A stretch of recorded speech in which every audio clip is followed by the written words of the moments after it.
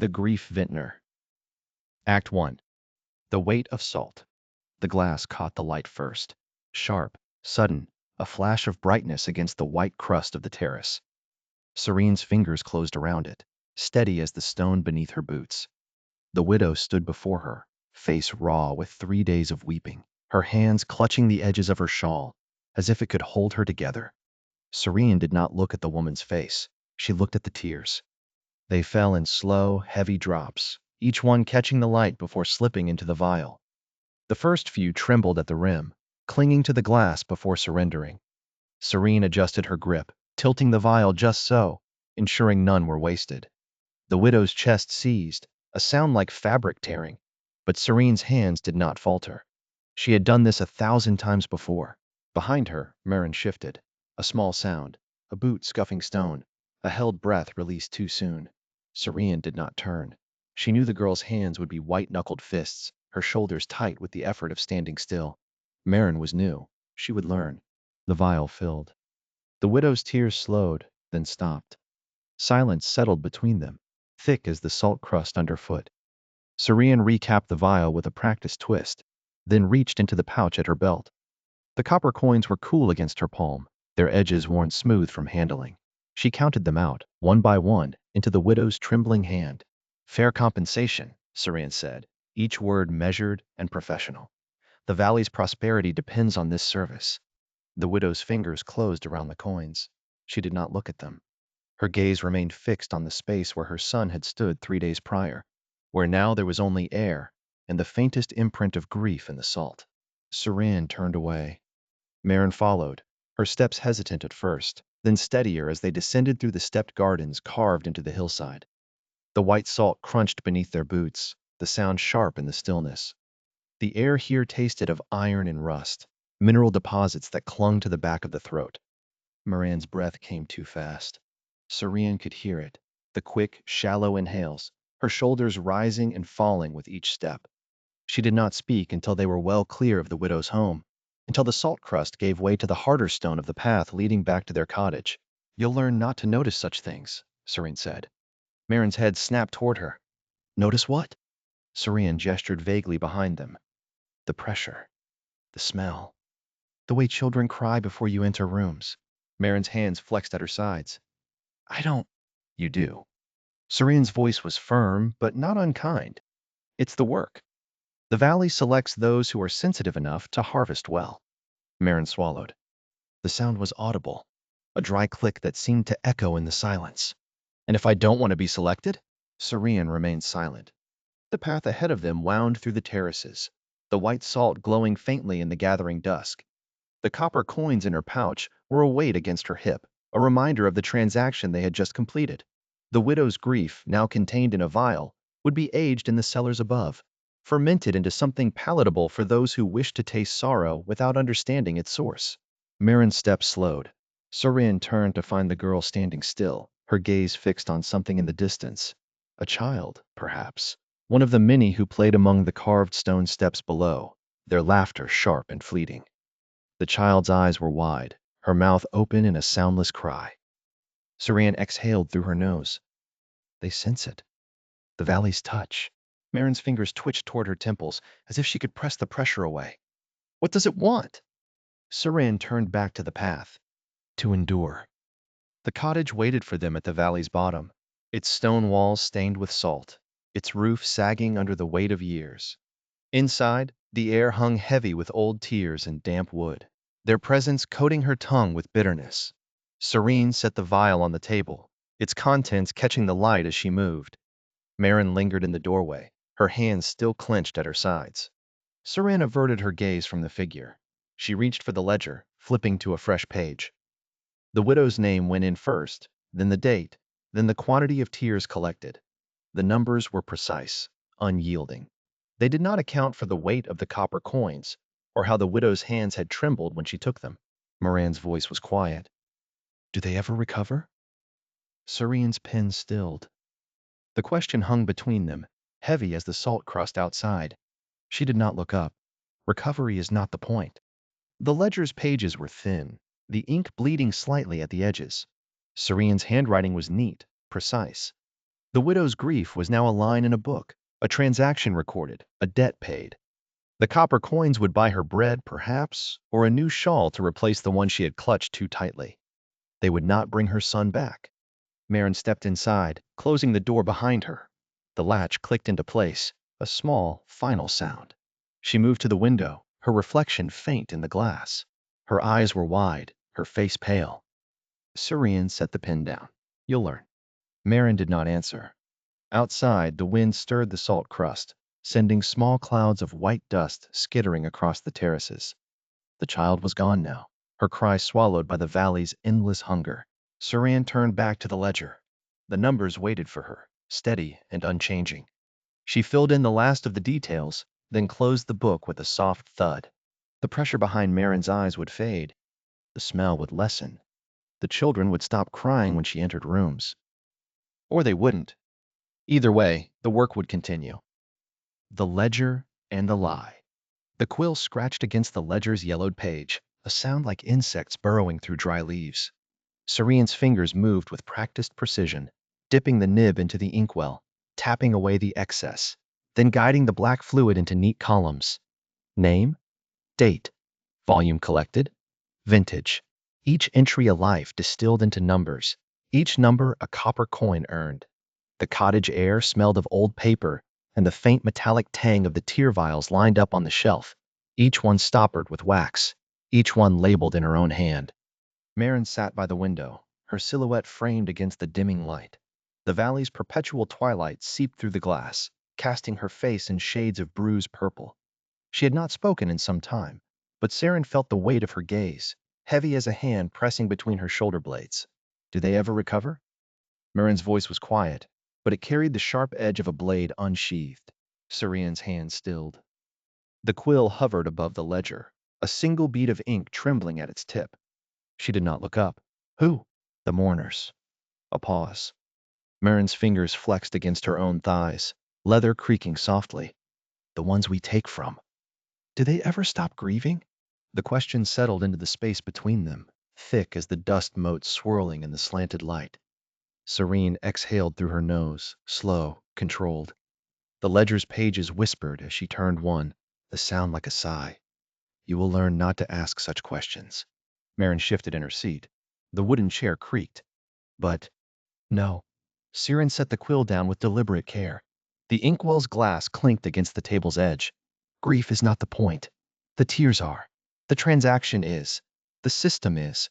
She lifted her gaze, meeting Marin's eyes. You are here to harvest, not to philosophize. Marin's lips parted, then pressed together. Her fingers curled into the fabric of her skirt, knuckles paling. But what about you? The word hung in the air, a challenge wrapped in concern. Surian felt the first prickle of something cold along her spine. She did not answer. Instead, she reached for the quill again, her fingers brushing the ledger's edge. The paper was rough beneath her touch, the ink already drying into permanence. Marin leaned forward. The valley showed me something last night. A girl. 7 years old, maybe 8. Her voice dropped. She had your eyes, Siren. The quill snapped. Surian stared at the broken halves in her hand, the ink staining her fingers like old blood. The silence in the cottage was absolute, save for the distant drip of water from the tear pools beneath the floorboards. She set the pieces down with exaggerated care, as if they were fragile things, as if they might shatter further. Her hand trembled. Just once, just slightly. But Marin saw it. Who was she? Suran did not answer. She reached for a cloth, wiped the ink from her fingers with slow, deliberate strokes. The stains spread rather than lifted, darkening the creases of her knuckles. Suran. Marin's voice was softer now, but no less insistent. Who was she? No one.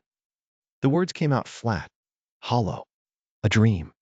The valley feeds you other people's memories sometimes. It means nothing. You're lying. Suran's jaw tightened. She looked at Marin. Really looked. For the first time since the girl had asked her question. Marin's eyes were too bright, too knowing. The valley had shown her something, and Serene could not bear to confirm it. Some questions, Serene said quietly, are better left unasked. Marin held her gaze for a long moment. Then she nodded, slowly, though her expression made clear she had not accepted the answer. only postponed it. Saran looked down at the ledger, at the neat rows of names and numbers, at the life she had built upon a loss she refused to name. The ink had bled through the page in places, staining the reverse side with dark, irregular shapes, like roots, like veins. "I don't weep," she said at last. "I harvest." Marin's gaze did not waver. "That's not recovery. That's survival." Serene's voice was steel. "The valley does not reward weakness. It does not reward sentiment. It rewards efficiency." She reached for a fresh quill, her movements sharp. "You would do well to remember that." Marin said nothing. The light outside had deepened, the twilight bleeding into true dark.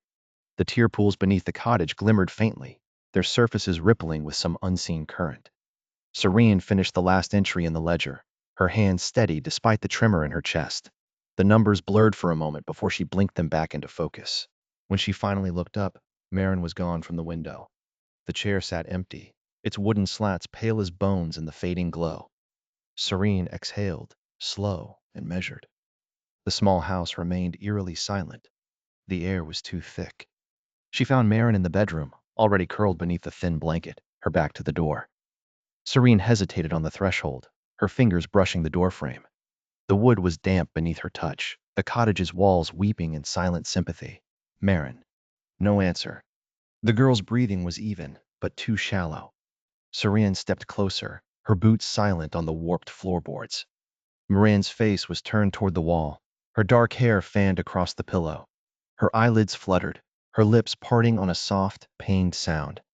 Serene's chest tightened. She reached out, her fingers hovering just above Marin's shoulder. The girl's skin was cool beneath the thin fabric of her nightdress, the faintest sheen of sweat glistening at her temple. A dream, then. Serene withdrew her hand. She had seen this before, how the valley's influence seeped into the mind, how it fed borrowed sorrows to the unwary. Marin would wake with tears on her face, with the taste of copper and salt on her tongue. She would wake with the weight of grief that was not her own pressing down upon her chest. Serene turned away. The cottage's walls seemed to lean in, their wooden frames groaning under the weight of unspoken things. She returned to the main room, to the ledger still open on the table, to the broken quill lying in pieces beside it. The ink had dried, the stain now permanent. She sat. She waited. Beyond the walls, the landscape lay suspended in perfect stillness. The silver vial. The stairs to Lord Vassek's estate wound upward like the spine of some great beast, each step worn smooth by centuries of footsteps. Serene climbed them with the silver vial tucked against her ribs, its weight familiar as a second heartbeat. The air grew thinner as she ascended, damp earth yielding to something sharper, aged wine, polished marble, the faint metallic tang of copper pipes hidden behind the walls. Her boots clicked against the stone, the sound swallowed by the vastness of the valley below. She did not look down. A servant in livery waited at the estate's grand doors, his face a mask of practiced indifference. He did not speak as he led her through the halls, his footsteps silent on the thick rugs.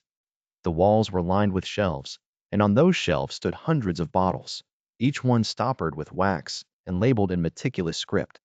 Some were dark as blood, others pale as water.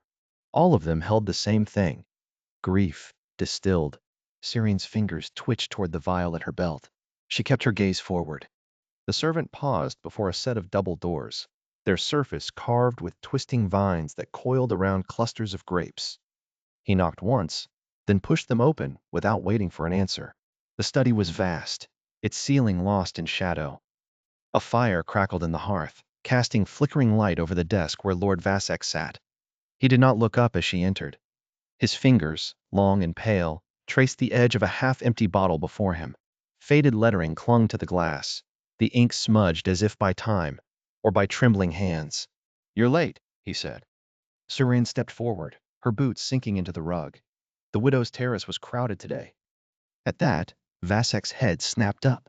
His eyes were dark, his pupils dilated. The bottle on the desk wobbled, then stilled as his fingers clenched around it. For a moment, his mouth worked soundlessly, as if the name had lodged in his throat. Then, with a suddenness that made her flinch, he slammed the bottle down. The crystal chimed like a struck bell. Never speak of her again. His voice was low, controlled, but the words shook. Not in this house. Serene held his gaze. His face was all sharp angles, high cheekbones, a blade of a nose, lips pressed thin. The firelight carved shadows beneath his eyes, making him look hollowed out. She had seen that look before, in the faces of the newly bereaved. But Vasek was no mourner. He was a collector. And he was afraid. She inclined her head. As you wish, my lord. The tension in his shoulders eased, but only slightly. He gestured to the shelves lining the walls. You'll begin with the eastern wing. The vintages there are delicate. I want them cataloged by dusk. Saran moved toward the nearest shelf, her fingers brushing the neck of a bottle labeled The Fall of Halstein. The glass was cool beneath her touch, smooth as river stone. She pulled it from the shelf, turning it in the light. The liquid inside swirled, dark and viscous. You've been harvesting for 20 years, Vesek said suddenly. She stilled. Yes. And in all that time, have you ever wondered where it all goes? Sarian set the bottle back on the shelf. It's not my place to wonder. No? A bitter smile touched his lips. Then what is your place, Saren? The question hung between them, heavy as aged wine's rich bouquet. She did not answer. Instead, she reached for another bottle, this one labeled The Last Letter. The grief inside was pale, almost translucent, like watered-down milk. Vasek exhaled, the sound sharp. You're like the rest of them. All efficiency, no curiosity. He paused, his gaze lingering on her face in a way that made her skin prickle. And yet the valley has taken an interest in you. I can see it. The way the air thickens when you enter a room. The way the children cry before they see you. Saran's grip tightened on the bottle. That's just the work. All harvesters. No. Vasek cut her off, his voice soft now, almost gentle. Not all harvesters. The valley selects, Sarin. It watches. It waits. And when it finds someone with the right capacity for grief, he trailed off, his eyes distant.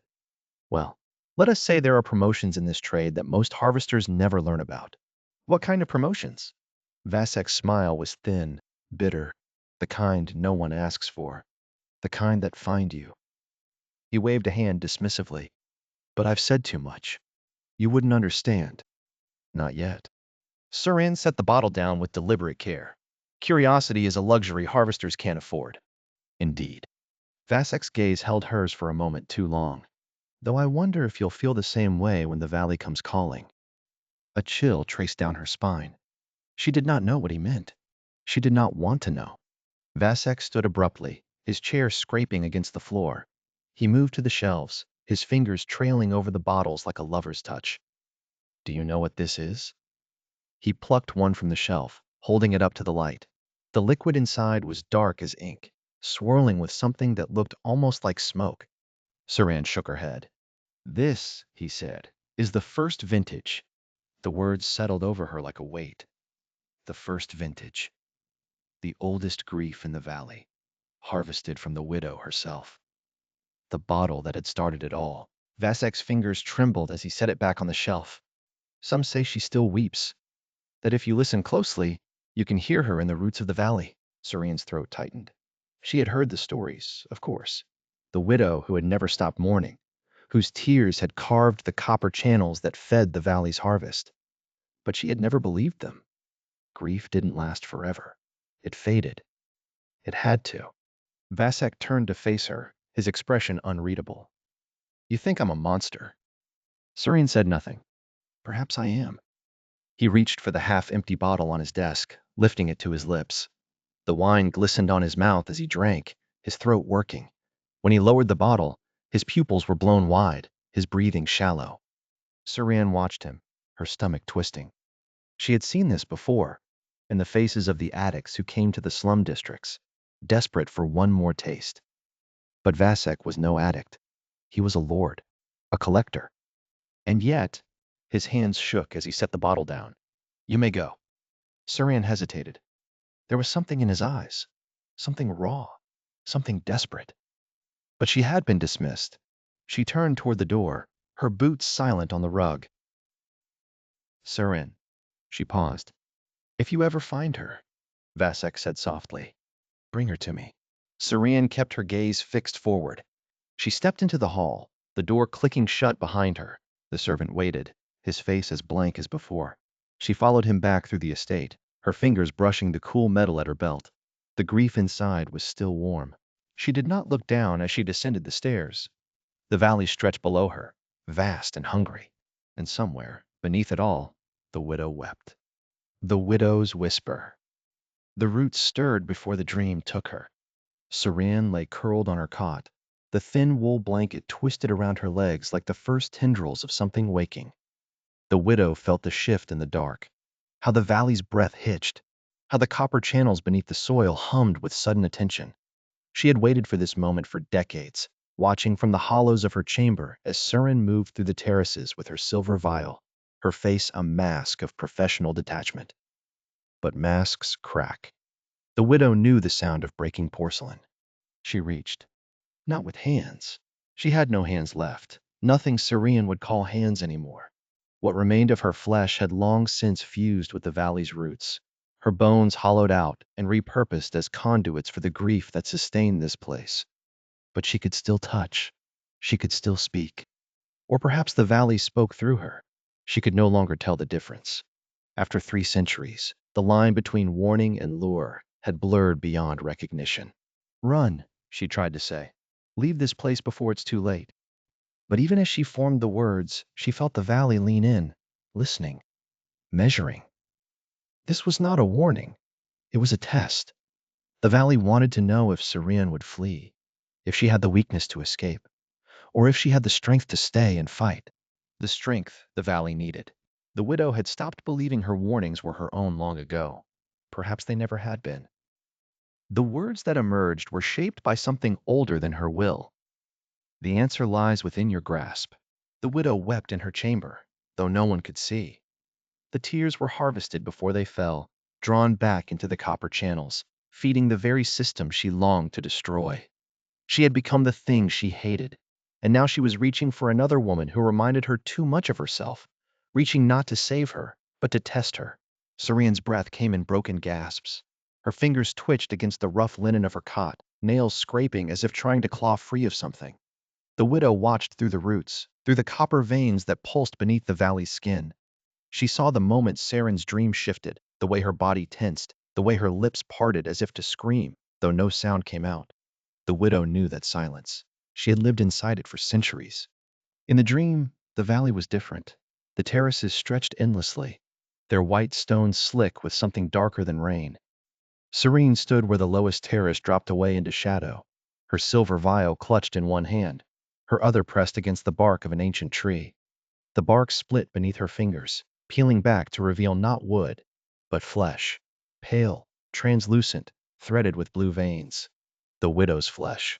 You've been harvesting me for years, the widow said, though her mouth did not move.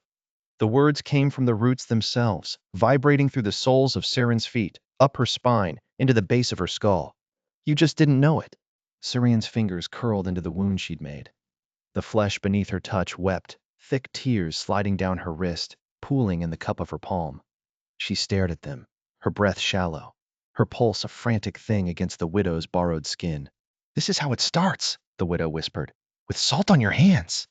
Serene woke with a gasp, her body jerking upright. The cot groaned beneath her. Moonlight spilled through the cottage's single window, painting her face in silver and shadow. Her hands were covered in salt. Not the fine, powdered kind used to preserve the vintages. This was coarser, grittier, the kind that clung to skin like a second layer of flesh. The widow tasted it from where she lay, bound to her chamber, bound to the roots, bound to the endless cycle of tears fed back into her veins. Salt and sorrow, the taste of the valley's hunger. Saran lifted her hands, turning them over as if they belonged to someone else. The salt glittered in the dim light, catching the faint glow of the copper channels that ran beneath the cottage floor. The widow watched as Saren's fingers trembled, not with fear, but with something sharper. Recognition. You see it now, the widow thought, though she did not speak. You see what you've been carrying. Serene's breath came fast, her chest rising and falling beneath the thin shift she wore to bed. The widow remembered that shift. She had worn one just like it, once, before the valley had hollowed her out and filled her with the grief of others. before she had become this thing of roots and copper and endless weeping. Serene swung her legs over the side of the cot, her bare feet pressing into the cold floor. The copper channels hummed beneath her, their vibration traveling up her spine, settling in the base of her skull. The widow felt it too, how the valley responded to her presence, how it leaned toward her, hungry. The valley watches those who dream of leaving. The widow whispered through the roots. It has been watching you for a very long time. Syrian stood, her body swaying slightly, as if the world had tilted beneath her. She walked to the wash basin, her movements stiff, her fingers still coated in salt. The water in the basin was cold, still.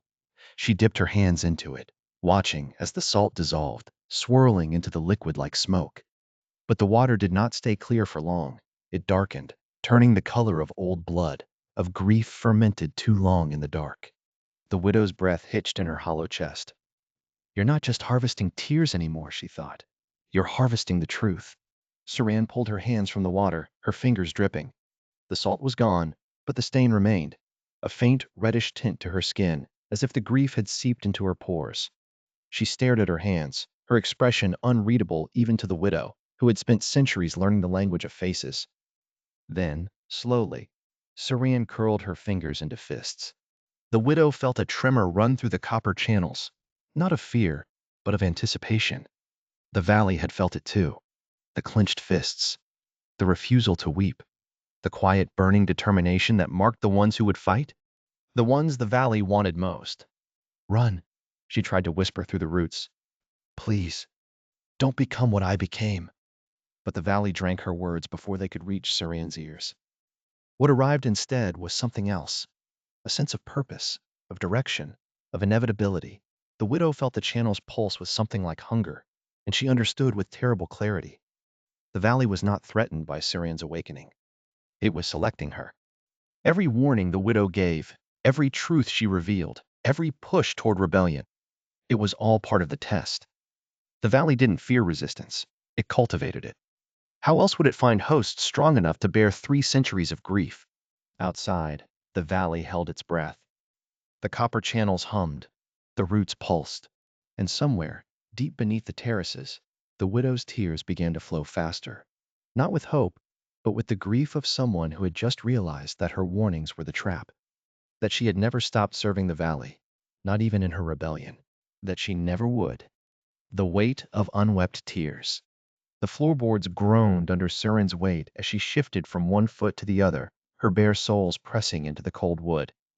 The chill seeped upward through her skin, spreading through her calves like a slow poison. Across the cottage, Marin stood rigid by the window, her silhouette framed against the pale moonlight that seeped through the glass. Her fingers curled around the sill, knuckles white, the tendons in her forearms standing out like taut rope. But it was her eyes that held Saren's attention, wide, unblinking, wet with tears that spilled down her cheeks in silent streams, catching the light like fractured glass. Saran had seen this before. Not in Marin, not yet, but in others. Harvesters who had stayed too long in the valley, who had let the weight of collected grief settle into their bones until it became their own. The signs were unmistakable. The sleeplessness that hollowed out the face, the tears that weren't theirs, born from sorrows that belonged to the dead. How their bodies seemed to forget how to close their eyes, how to rest, how to be anything but vessels. She recognized it in the tremor of Moran's shoulders, in her shallow, rapid breathing. Marin's shoulders trembled, not with sobs, but with the effort of holding herself still, as though she were caging something wild inside her chest. The tears fell faster now, dripping onto the windowsill, leaving dark stains on the wood that spread like spilled ink. Serene's fingers twitched at her sides, her instincts screaming at her to move, to do something, anything. But her feet stayed rooted to the floor, as if they had taken root in the cottage boards.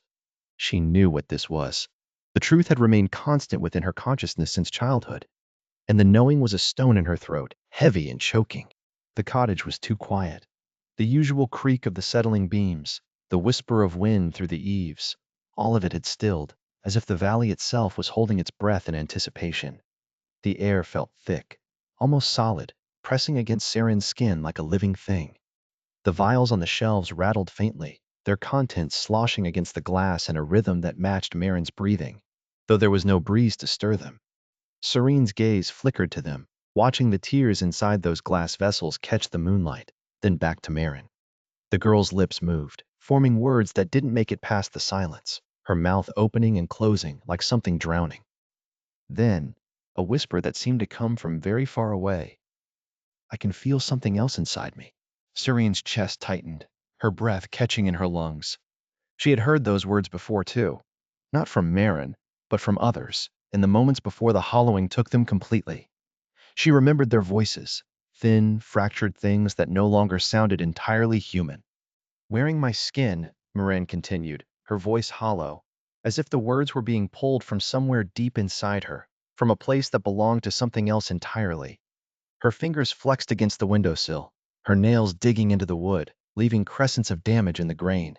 It's, it's not me. It's not mine. A pause. Then, softer. But it doesn't hurt anymore. When I stop fighting, it doesn't hurt. Serene's throat constricted. She had heard what came next. The translucency, the roots, the slow, inevitable replacement of self with sorrow. She had watched it happen to others, had harvested their tears even as their bodies became vessels for the valley's hunger, had felt the peculiar weight of those vials in her hands. She had told herself it was necessary, that things simply worked this way, that this was the price of the valley's mercy. But this was Marin. Marin, who had followed her through the lower terraces with unwavering precision, even when her voice shook. Marin, who had asked questions Serene had never answered, who had looked at the vials of collected grief with something like wonder, like hope. Marin, who had trusted her with a trust that now felt like a blade lodged between Serene's ribs. Marin, who was learning to stop resisting. Serene's fingers curled into fists, her nails biting into her palms. She should say something. She should move. She should cross the distance between them and what? Pull Marin away from the window? Press her hands to the girl's cheeks and force her to look away from the moonlight that was calling to something inside her? Tell her. What? That it would be all right? That the hollowing could be reversed? That Serene would fix this? She couldn't. Because she knew the truth. The terrible, immutable truth that she had been running from since the moment Marin's symptoms began. The valley didn't let go of what it claimed. Moran's voice broke the silence again, softer this time, barely more than a whisper that seemed to come from the bottom of a well. Siren? Saran gasped sharply. She should answer. She should. But the words wouldn't come. They were trapped somewhere behind her teeth, behind the weight of everything she had done, everything she had allowed. Marin turned her head slightly, just enough for the moonlight to catch the wet tracks on her cheeks. Her eyes were wide, unblinking, the pupils dilated so far that they seemed to swallow the light. Do you know what's happening to me? Serene's chest burned. She did know. This certainty had lived inside her from the very beginning, and she had let it happen. Marin's voice dropped to barely a whisper. What is this place doing to me, Seren? Her fingers uncurled from the windowsill, leaving half-moons pressed into the wood. What did it do to you? The question hung in the air between them like a blade. Serene's throat constricted. She should tell her. She should tell her about the ledgers, about the system, about Leora, about everything she had spent 20 years pretending not to know. But the words that came out were the same words she had been trained to say. The same words that had been said to her, once, by a mentor whose name she no longer remembered. It's the adjustment, Serene said. Her voice was steady, professional, hollow. Your sensitivity is higher than most. The valley's influence takes longer to settle, but it will settle, Marin. You just have to give it time. Marin's eyes found hers in the moonlight. For a long moment, she said nothing. Then, slowly, she turned back to the window. You're lying. The words were quiet, certain, and Saren had no answer for them. Marin's fingers curled around the windowsill again, her knuckles white. I can feel it, you know. The thing inside me. It shows me things. Other harvesters. Other women who stood where I'm standing. Her breath fogged the glass. It showed me a girl, 7 years old. She had your eyes. Serene's blood turned to ice. Who was she, Saren? The silence stretched between them, vast and terrible. Serene's hands trembled at her sides. She should speak. She should explain. She should... But she couldn't. The words were locked behind 20 years of careful numbness, 20 years of steady hands and professional detachment, 20 years of pretending that the copper coins made it all acceptable. I thought so, Marin whispered, and her voice was not angry. It was tired. I'll find out myself. She did not turn around again, and Surin did not sleep that night, listening to the slow drip of Marin's tears falling onto the windowsill, wondering how much the valley had already shown her. Act 2. The Vintage. The vial was cold in Surin's palm, its contents shivering against the glass. She had wrapped it in black silk, the way a mourner might swaddle a stillborn child, and now it rested in the hollow of her hand like a secret she was afraid to keep. The carriage jolted over the estate's cobblestone drive, each impact sending a ripple through the liquid inside. Not wine, not yet. Tears, still fresh, still raw, harvested that morning from a father who had buried his wife at dawn. The man had wept without sound, his grief a silent storm, and Serene had collected every drop, her face a mask of professional sorrow. She had chosen this vintage for its rarity, not for its age, but for its origin. A husband's grief was potent, but a father's was sacred. The valley's elite would pay dearly for such a harvest, and Lord Vasek was no exception.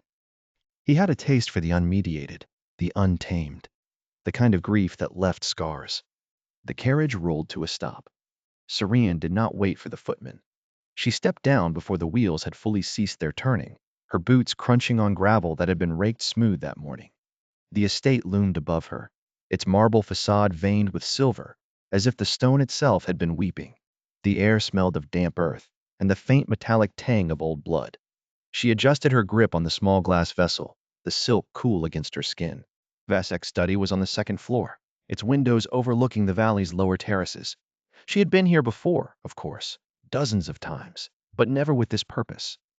The footman led her through the halls, his footsteps silent on the thick carpets. The walls were lined with bottles, each one stoppered with wax and labeled in a hand she did not recognize. Some were ancient, their glass clouded with age. Others were newer, their contents still bright with the sheen of recent sorrow. She let her fingers trail along the shelves as she passed, not quite touching, not quite daring. The labels were dates, names, causes of death.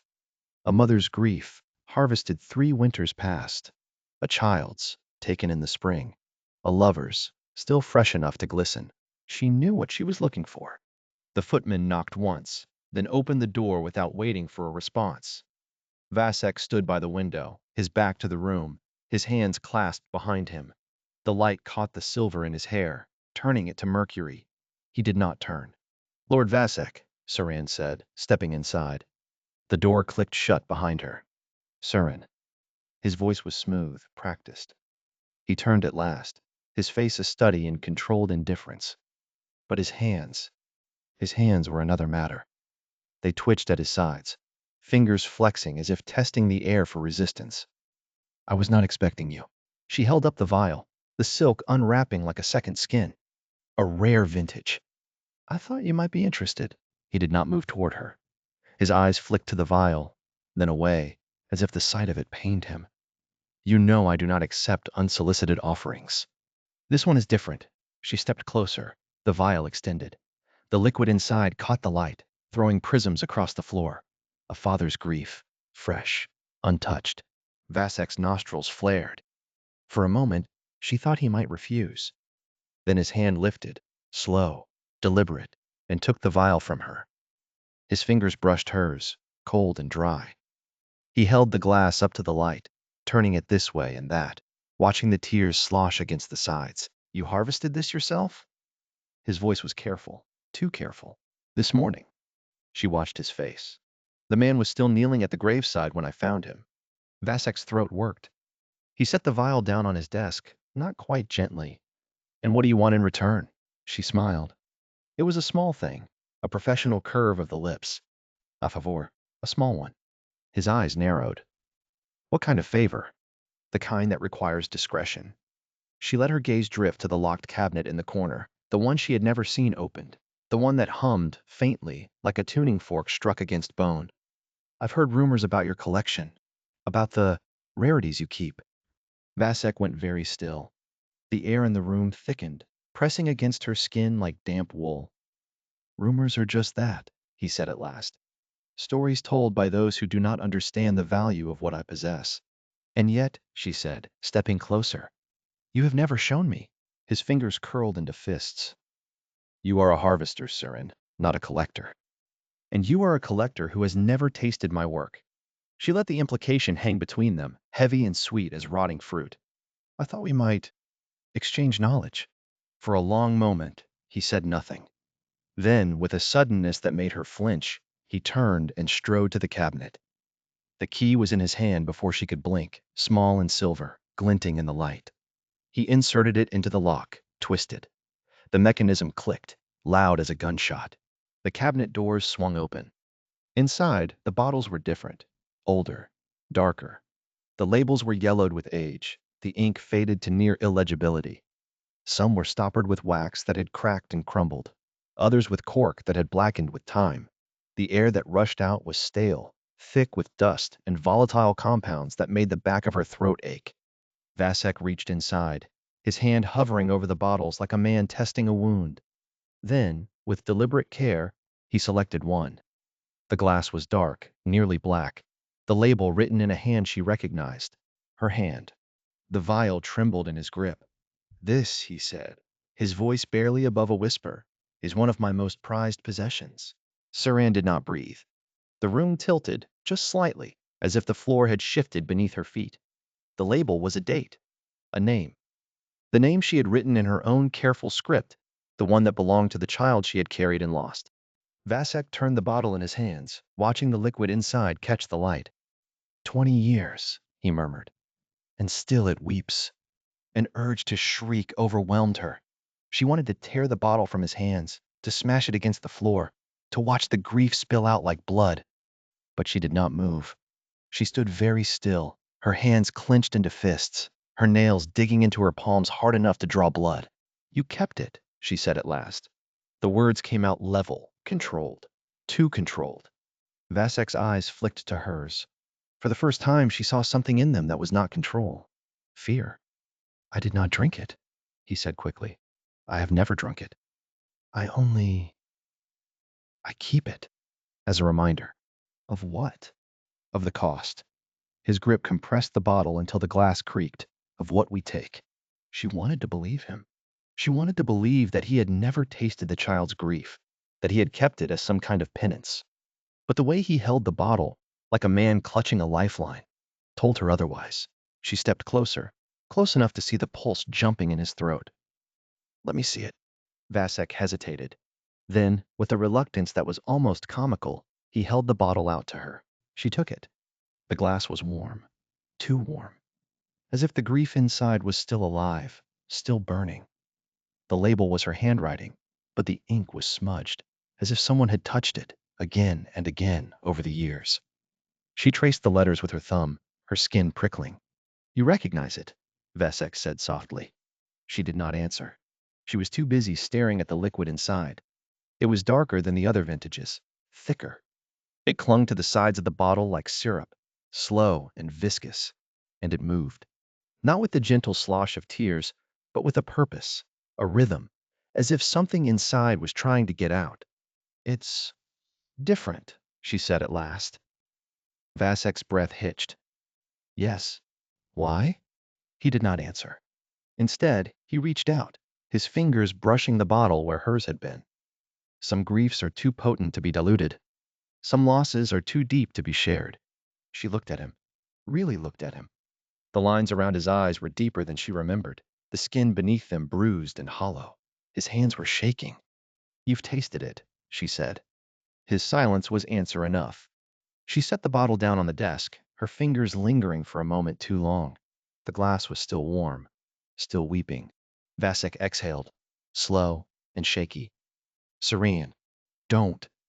She stepped back, her hands curling into fists. Don't say my name like that. Like we're the same. We are the same. His voice was low, urgent. We both take what isn't ours. We both profit from grief. No. The word was a blade. I harvest. You consume. And what do you think happens to the grief you harvest? He gestured to the cabinet, to the bottles lining the shelves. It doesn't disappear. It doesn't heal. It just change his hands. She felt compelled to dispute. She wanted to tell him that she did it to help, that the valley needed the trade, that the mourners were compensated, that the grief was a resource, like water or grain. But the words crumbled before they could form, leaving only silence between them. Because she had seen the ledgers. She had read the names. She had harvested the tears of children, and she had never asked where they went. Vasek was watching her, his eyes dark and knowing. "You're thinking about leaving," he said. She did not deny it. "You can't." His voice was soft, almost gentle. "The valley won't let you." She thought of the widow, of the roots that coiled beneath the earth, drinking deep of the valley's sorrow, of how the air itself seemed to hum with ancient appetite, insatiable hunger. "It doesn't matter," she said at last. "I'm not leaving yet." Vasek's shoulders relaxed, just slightly. "Then what do you want?" She looked at the bottle on the desk, at the name written in her own hand, Leora, age 7, at the grief inside, still weeping after 20 years. "I want to know why you kept it," she said. Vasek was silent for a long moment. Then, with a sigh, he reached into the cabinet and pulled out another bottle. This one was smaller, the glass clouded with age. No markings adorned its surface. "This," he said, holding it up, "is the first vintage I ever collected. The grief of a man who lost his daughter." Saran's breath caught. "He was a vintner," Vasek continued. "One of the first.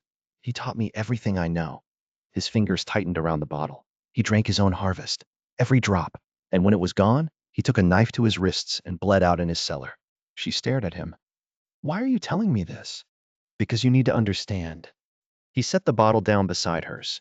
"The valley doesn't just take grief, Saran. It takes everything. It takes lives. It takes memories.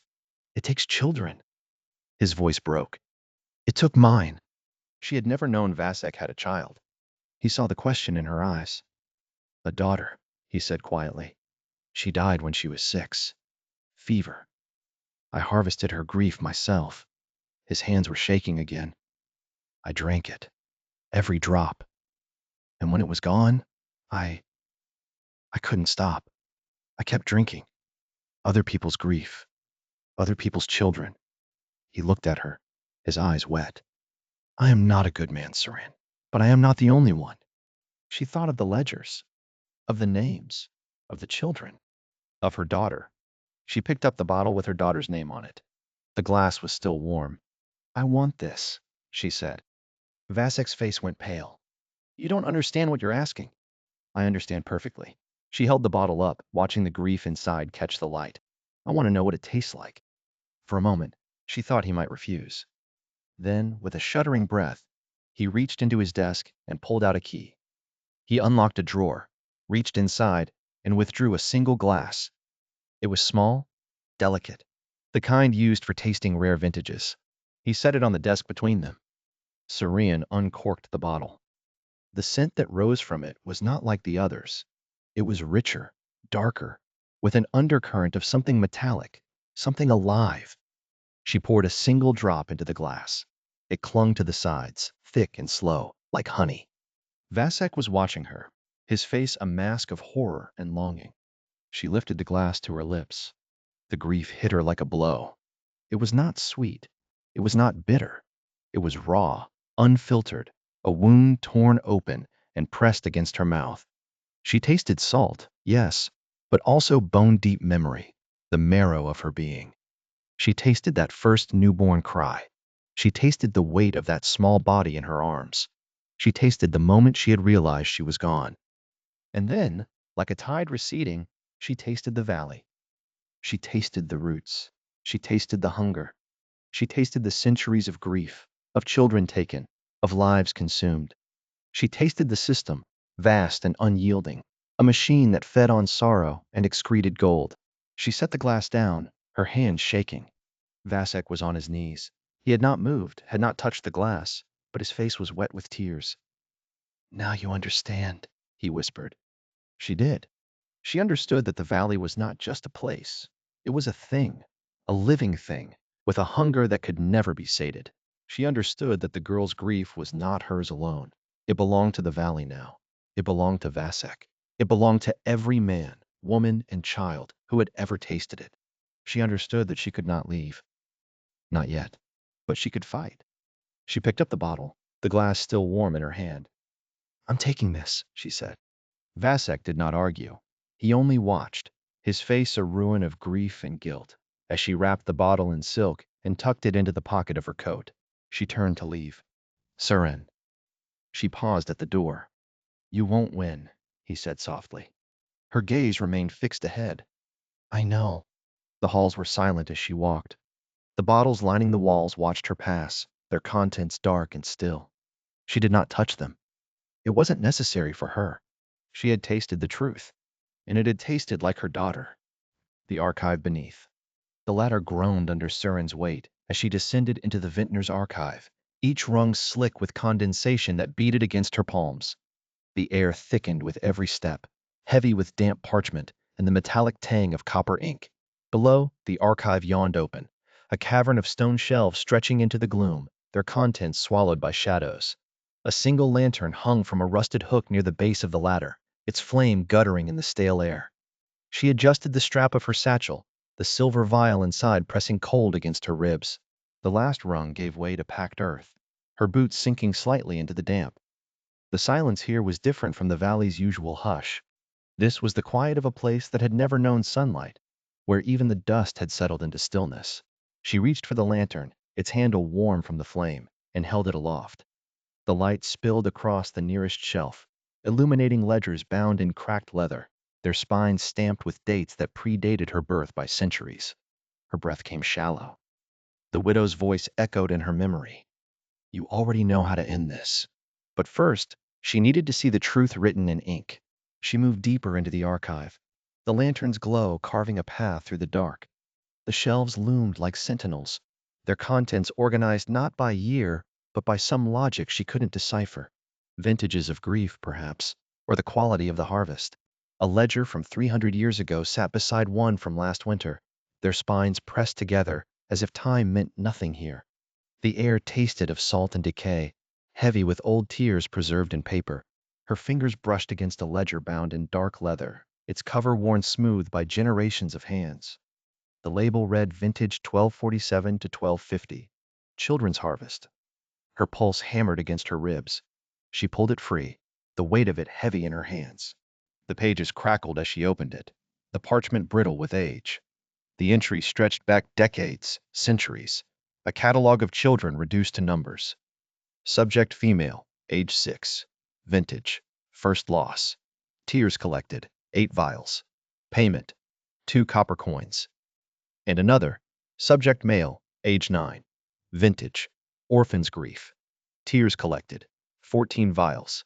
Payment, 4 copper coins. Page after page, name after name. The ledger was not a record of tragedies. It was a business plan. The valley didn't just harvest grief. It cultivated it. It selected its victims. It priced their sorrow. A sound echoed through the archive, distant but unmistakable. The scrape of stone against stone. Suren froze, the ledger still open in her hands. The lantern's flame flickered, casting long shadows across the shelves. She held her breath, listening. Silence. She exhaled slowly, her grip tightening on the ledger. The archive was supposed to be empty. No one came here unless they had reason to. And yet, the sound had been real.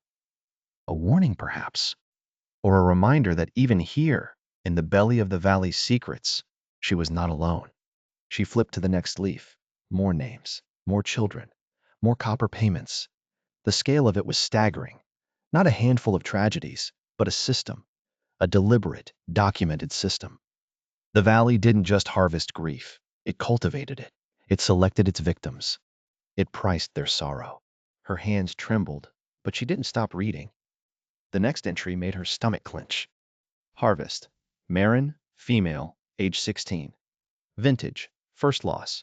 Lacrimal fluid harvested, 8 containers. Fee, a pair of bronze pieces. Harvester, Suren. The words blurred. Her own name, written in her own hand. She had harvested Marin before she ever knew her, before she ever trained her. The valley had fed them to each other like pieces on a game board. I wondered when you'd find that. Suren spun. The lantern swung wildly, throwing shadows across the shelves. Marin stood at the base of the ladder, her face pale in the flickering light, her eyes ringed with the dark circles of sleepless nights. She looked older than she had a week ago, hollowed out. The roots had not yet broken her skin, but Serene could see them moving beneath, faint ridges tracking along her forearms like rivers under ice. Marin, Serene's voice came out hoarse. How did you? The valley showed me the way. Marin stepped closer, her bare feet silent on the packed earth. It shows me a lot of things now, things you never told me. She stopped an arm's length away, her gaze dropping to the ledger in Serene's hands. Is that my entry? Serene couldn't speak. She held the ledger out, her hands trembling. Marin took it. She read the entry, her lips moving silently. When she looked up, her eyes were wet, but not with borrowed grief. These tears were her own. You harvested me, she said. Not an accusation, a fact. When I was 16, after my mother died, she laughed, a broken sound. I remember a woman coming to the house. I remember she had steady hands. I thought she was kind. Marin, I didn't know. Didn't know what? That I'd end up here? Moran's voice sharpened. Or didn't know that you were feeding children to the same machine that ate your daughter? The words hit Siren like a physical blow. She staggered back, her hips striking the shelf behind her. Bottles rattled. Dust sifted down. The valley showed me her, Moran continued, relentless now, her voice cracking. Leora, 7 years old, fever dream vintage, 12 vials. It showed me you filling them. It showed me you taking the coins. Her hands clenched around the ledger, knuckles white. And then it showed me you coming to my house, 3 years later, with the same vials and the same steady hands and the same professional concern. Stop. The word tore from Serene's throat. Please, stop. Marin stopped. The archive was silent, except for the hiss of the lantern and the distant drip of condensation. They stood facing each other across a chasm of grief and guilt. Two women the valley had been grooming since childhood. But that's not all I found. Marin's voice shifted. Quieter now, with an edge of something that might have been pity. She moved past Serene, deeper into the archive, her bare feet leaving prints in the dust. The valley didn't just show me the harvests. It showed me something else, something older. She stopped at a shelf Serene had not yet reached, her fingers tracing the spine of a ledger bound in something that looked like dried skin. The leather was dark, cracked, ancient. When Marin pulled it free, the binding crackled like old bones. This one isn't labeled by year, Marin said. It's labeled by purpose. She held it up, so Saren could see the cover. The words were faded, but legible. Candidates for binding. Serene's blood turned to ice. Marin opened the ledger, flipping past pages of names until she found what she was looking for. She turned the book towards Saren, her face unreadable. Look, the entry was dated 23 years ago, 3 years before Leora died. Candidate, Serene Vey, age 24. Sensitivity rating, 94%. Notes, exceptional emotional control. Strong harvesting instincts. Maternal bond recommended for grief amplification. Monitor for potential binding post-maternal loss. Serene couldn't breathe. The archive tilted around her, the shelves leaning in like witnesses. They knew, she whispered. Before Leora, before any of it. They knew. Not just knew. Moran's voice was soft, almost gentle. They planned. The valley was watching you before your daughter was even born. And when she got sick, she didn't finish the sentence. She didn't need to. Maternal bond recommended for grief amplification. The fever. The fever that had taken Leora. The fever that had started so suddenly, burned so hot, ended so quickly. No. The word came out strangled. No, that's not. Fevers happen. Children die. It was just. Was it? Marin closed the ledger with a soft thump. The valley selects its harvesters, Serene, and it selects its widows. You were on this list before you ever held a vial, before you ever took a copper coin. She set the ledger on the shelf, her fingers lingering on the spine. Your daughter's death wasn't a tragedy that shaped you. It was a recruitment. Serene's knees buckled. She caught herself on the shelf, her fingers white against the wood. The archive seemed to spin around her, the lantern's light fracturing into 1,000 points of accusation. Why? Marin's voice was smaller now, younger. Why did you take me on as your apprentice? Was it guilt? Penance? Or did the valley tell you to? Saran's throat burned. The truth was worse than any of those answers. The truth was that she hadn't known, hadn't remembered. The harvests blurred together after a while. So many faces, so many vials, so many copper coins exchanged for grief. She had trained herself to forget, and the valley had exploited that forgetting, had placed Marin in her path like bait in a trap. I didn't remember, she whispered. There were so many. I couldn't. You couldn't remember stealing a child's grief? Moran's laugh was like glass breaking. God, Sarin. And you wonder why the valley chose you? She thrust the harvest ledger back into Sarin's hands. Her fingers brushed Sarin's wrist, and where they touched, Sarin felt cold. The deep, bone-aching cold of roots, of earth, of something hungry waiting beneath the skin. I'm not going to become you, Marin said. Her voice was steady now, certain. I'm not going to spend 20 years pretending I don't know what I am, what I've done. She stepped back toward the ladder. The valley wants me. Fine, but I'm going to choose how, and I'm going to make sure you can't forget again. Marin, wait. But she was already climbing, her bare feet finding the rungs by instinct. The ladder groaned under her weight, and then she was gone, swallowed by the darkness above. Serene stood alone in the archive, the ledger pressed against her chest. The entries stared up at her. Moran's name, her daughter's name, 1,000 names she had written in her own careful hand. She had come here looking for the valley's crimes. She had found her own. And worse, she had found the truth about Leora. The fever that had seemed so random, so cruel, so meaningless. It had been none of those things. It had been a selection, a grooming, a 20-year plan that had ended with Sarin standing exactly where the valley wanted her. She looked at the shelf where Marin had found the binding ledger. Her own name was in there, dated before her daughter's birth. The valley had been watching her since she was 24 years old. She had never had a chance. None of them ever had. The copper vial. The lock snapped under her pick with a sound like a breaking rib. Syrian froze, listening. The estate above slept. No footsteps, no voices, only the distant drip of condensation from the cellar's arched ceiling. She exhaled through her teeth, tasting salt and iron. The widow's vial pressed warm against her thigh, its copper surface slick with something thicker than sweat. She slipped inside. The cellar stretched before her, a cathedral of grief. Rows of bottles gleamed in the pale glow filtering through the high, barred windows, their labels inscribed with dates and names in Vasek's meticulous hand. Each one held a life distilled, mourning aged into something palatable, sorrow fermented into currency. Her fingers twitched. She knew this place, had cataloged its contents a dozen times. But tonight, the shelves loomed like the ribs of some great, sleeping beast. She moved deeper, her boots silent on the stone. The air was thick with the scent of oak and oxidized copper, residue that clung to the back of her throat. The metallic tang of tears, the faintest whisper of rot beneath the polished veneer. She passed bottles labeled with names she recognized. Widows from the old quarter, children from the orphanage, even a few harvesters who had broken under the weight of their own collected sorrow. Their grief, once raw and unmanageable, now sat neatly contained, waiting to be sipped like fine wine. Her pulse thrummed in her wrists. She wasn't here to catalog tonight. She found it at the back of the third row, tucked between a 1987 vintage of a blacksmith's widow and a 2001 harvest from a drowned fisherman's son. Faded ink blurred across the pale paper, smudged in one corner where her own fingers had once pressed too hard.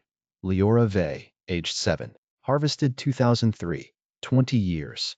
20 years of her daughter's grief, bottled and sold, her sorrow turned into something Vasek could swallow between bites of roasted pheasant. Surian's breath came shallow. She reached for the bottle, then stopped. Her hands were shaking. No. She clenched her fists, feeling the copper vial dig into her palm. The widow had given it to her with a look that was neither pity nor approval, only the quiet understanding of someone who had carried the same weight for centuries. This will destroy him, the widow had whispered, words like dry leaves skittering across stone.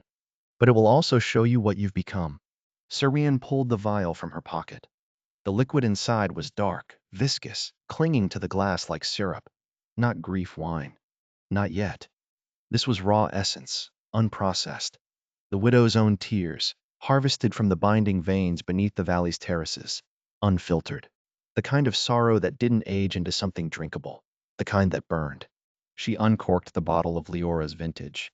The scent hit her first, salt and something green, like crushed leaves. The girl's grief, preserved in the moment of its making. She hesitated, then tipped the copper vial. The widow's tears spilled into the bottle, dark and thick, swirling like ink in water. The mixture hissed, a sound like a dying breath. The liquid turned cloudy, then opaque, the copper reacting with the grief wine, twisting it into something new, something toxic. Serene recorked the bottle and returned it to the shelf. The label was unchanged, but the contents were no longer a commodity. They were a weapon. She moved to the next bottle, and the next. Each one she contaminated with the widow's poison, working methodically, her mind sharp with purpose.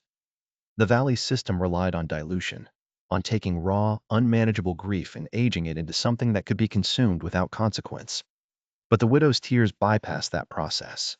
They didn't age, they festered, and Vasek would drink them. She imagined it.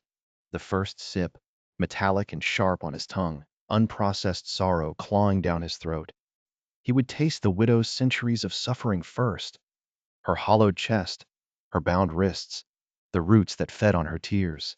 Then he would taste the others, the children, the harvesters, the mothers who had wept until their eyes ran dry. And then finally, he would taste Leora.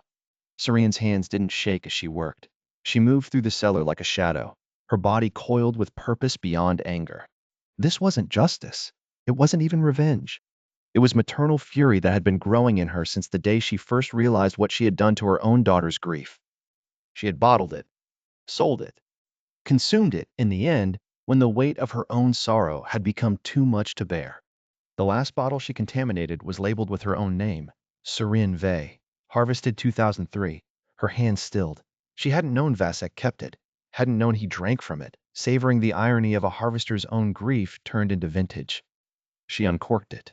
The scent was familiar, her own tears, aged into something smooth and drinkable. She tipped the copper vial, watching the widow's poison swirl into the wine. The mixture hissed again, the sound like a whisper in the dark. You already know how to end this. Serene sealed the container with its cork and placed it among the other vessels. The cellar was silent, but the air hummed with something new. A tension, a promise. The bottles around her were no longer just containers.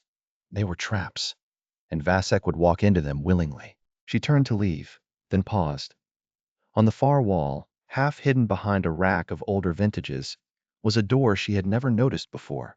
It was small, barely taller than her waist, its wood warped with age. A rusted padlock hung from the latch, its mechanism long since corroded. Serene approached it. The air here was colder, the scent sharper, brine and damp earth, the tang of something alive beneath the stone. She crouched, pressing her palm to the door. The wood vibrated faintly, as if something on the other side was breathing. She didn't open it. Some doors were better left closed. Serene stood, brushing dust from her knees. The cellar felt different now, as if the very stone had shifted beneath her feet. She had come here to sabotage. She had left something worse behind. She slipped back into the night, the widow's empty vial pressed against her hip. The valley slept, but it would not sleep for long. Not after this. The ledgers breathed. The archive door groaned shut behind her, the sound swallowed by centuries. Serene's boots left damp prints on the stone floor. Tears from the widow's face still clung to her soles, salt mixing with dust of old parchment. She didn't light the lanterns. The dark was familiar now. Her fingers knew the shelves, the spines of ledgers bound in human skin, pages written in ink that smelled of iron and mineral deposits, corrupted groundwater seeping into the valley's bones long before her daughter was taken. She carried Vasek's private records in a satchel across her chest, the leather stiff with dried grief. The bottle she had contaminated last night pressed against her ribs, its copper-laced contents sloshing with each step. She hadn't slept. The ledgers wouldn't let her. The first volume came down with a puff of dust. The widow's name leapt from the page. Vintage of the first binding. Harvested from the subject known as the widow, then unnamed, age 23, sensitivity rating 98%. Tears collected post-mortem, following ritual drowning in the black pool. Yield: 12 vials of exceptional clarity. Notes: Subject's grief exhibited unusual viscosity and luminosity, recommended for binding to the valley's root system to stabilize future harvests. Saran gasped in quick, uneven gulps. The widow had been 23, younger than Marin was now. She pulled another ledger, bound in treated human skin. The pages stuck together, glued by time and viscous residue. She pried them apart, her nails biting into the paper. Ledger of child harvests, year of the hollow moon. Entries 150, subjects aged 6-12, sensitivity ratings 85-99%. Tears collected following familial separation.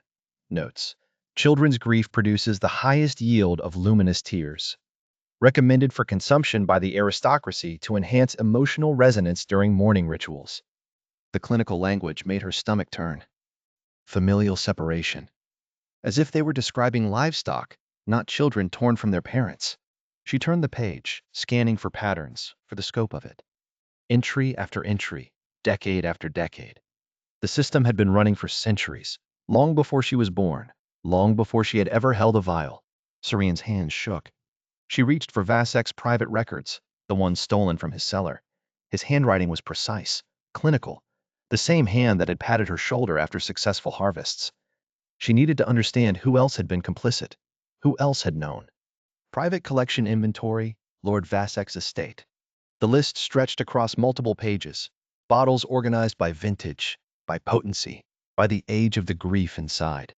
Lords and ladies, merchants and magistrates, all of them consumers, all of them complicit. She had already tasted Leora's grief in Vasek's study. The burning memory of it still lived in her throat. But this was proof that her daughter was not an exception. She was one of thousands. One small life in a machine that had been grinding for centuries. The archive seemed to tilt. The shelves leaned in, ledgers whispering like leaves in a storm. She could hear the widow's voice in the rustling pages. You already know how to end this. Serene opened her eyes. The widow's ledger lay before her, words swimming in dim light. She traced the entry with her fingertip. Binding confirmed. Subject's grief now permanently linked to the valley's root system. Notes: subject's consciousness remains partially intact. Recommend regular harvest to prevent emotional leakage. Emotional leakage. As if the widow's grief were a wound needing to be drained, not a living thing carved out and left to fester in the dark. Serene stood abruptly. She grabbed Vasek's records and the ledger of child harvests, shoving them into her satchel. The bottle inside clinked against the pages, sharp and final. She would cross-reference them. Every name, every date, every child whose grief had been bottled and sold like wine. She would build a ledger of her own, a record of the valley's crimes that could not be ignored. Then she would take it to the mourning districts below, to the mourners who had wept into her vials, to families told their grief was sacred. They would see the truth. The system wasn't a sacred exchange or necessary evil, but a machine that fed on the suffering of the vulnerable and called it prosperity. Serene's hand steadied as she pulled another ledger from the shelf. Newer, pages still supple. She flipped to the first entry. Harvester Training Log, Year of the Weeping Star. Trainee, Marin. Sensitivity rating, 92%. Notes: exhibits exceptional emotional resonance. Recommended for advanced harvesting techniques. Potential for binding if sensitivity increases. Serene's breath caught. Marin's name, written in the same ink that had recorded the harvesting of children, the binding of the widow. The valley had been grooming her all along, just as it had groomed Serene, just as it had groomed the widow. She closed the ledger with a snap. The sound echoed through the archive, sharp as a blade. The system was too vast to dismantle alone, but she didn't have to dismantle it. She only had to expose it. Let the valley's own ledgers speak for themselves. Serene pulled fresh parchment from her satchel and dipped her quill into the inkwell. The ink was black and thick, the same ink that had recorded the valley's crimes for centuries. She hesitated only a moment before pressing quill to page. Ledger of the Hollowed Valley's Crimes, compiled by Serene, former harvester. Entry 1. Lord Vasek, direct involvement in the harvesting of children's grief, including the vintage of the lost daughter. The quill scratched against parchment, sound like roots breaking through stone. Serene didn't stop writing. Not until every name was recorded, every crime laid bare. The archive's lanterns flickered to life around her, though she hadn't touched them. The widow's voice whispered from the shadows. You are not alone in this. Syrian kept writing. The ledger grew, pages filling with names and dates, and the cold, hard truth of the valley's complicity. The bottle in her satchel sloshed, the copper-laced grief inside stirring like something waking from sleep. She would finish this. Then she would take it to the surface. The valley would burn. The widow's chamber. The descent was not a climb, but a surrender. Syrian's boots found the copper-rimmed steps by touch alone, the air thickening with each downward turn until the torch in her grip guttered, its flame shrinking to a blue core. The roots that braided the walls pulsed faintly, their veins filled with black ichor. She did not flinch when one twitched against her shoulder, only adjusted her grip on the glass tucked against her ribs, its smooth surface cool through the fabric, a familiar weight. At the chamber's threshold, the widow waited. She sat upon a dais of fused bone and copper, her body translucent as river ice, the hollows of her ribs visible beneath skin that wept without cease. The tears did not fall. They clung, trembling, before being reabsorbed by twisted vines coiled around her wrists and throat, drinking deep. Her breathing turned labored and weak. She had seen the widow before, had harvested from her, had taken the copper coins pressed into her palm in exchange for the privilege, but never like this. Never with the chamber's roots writhing in anticipation. Never with the widow's gaze fixed upon her like a debt come due. You've come to end it, the widow said. The words emerged not as sound, but vibration, a hum that resonated in Syrian's teeth. They always do. Syrian's breath caught. They? The widow's lips curved. Not a smile, but something older.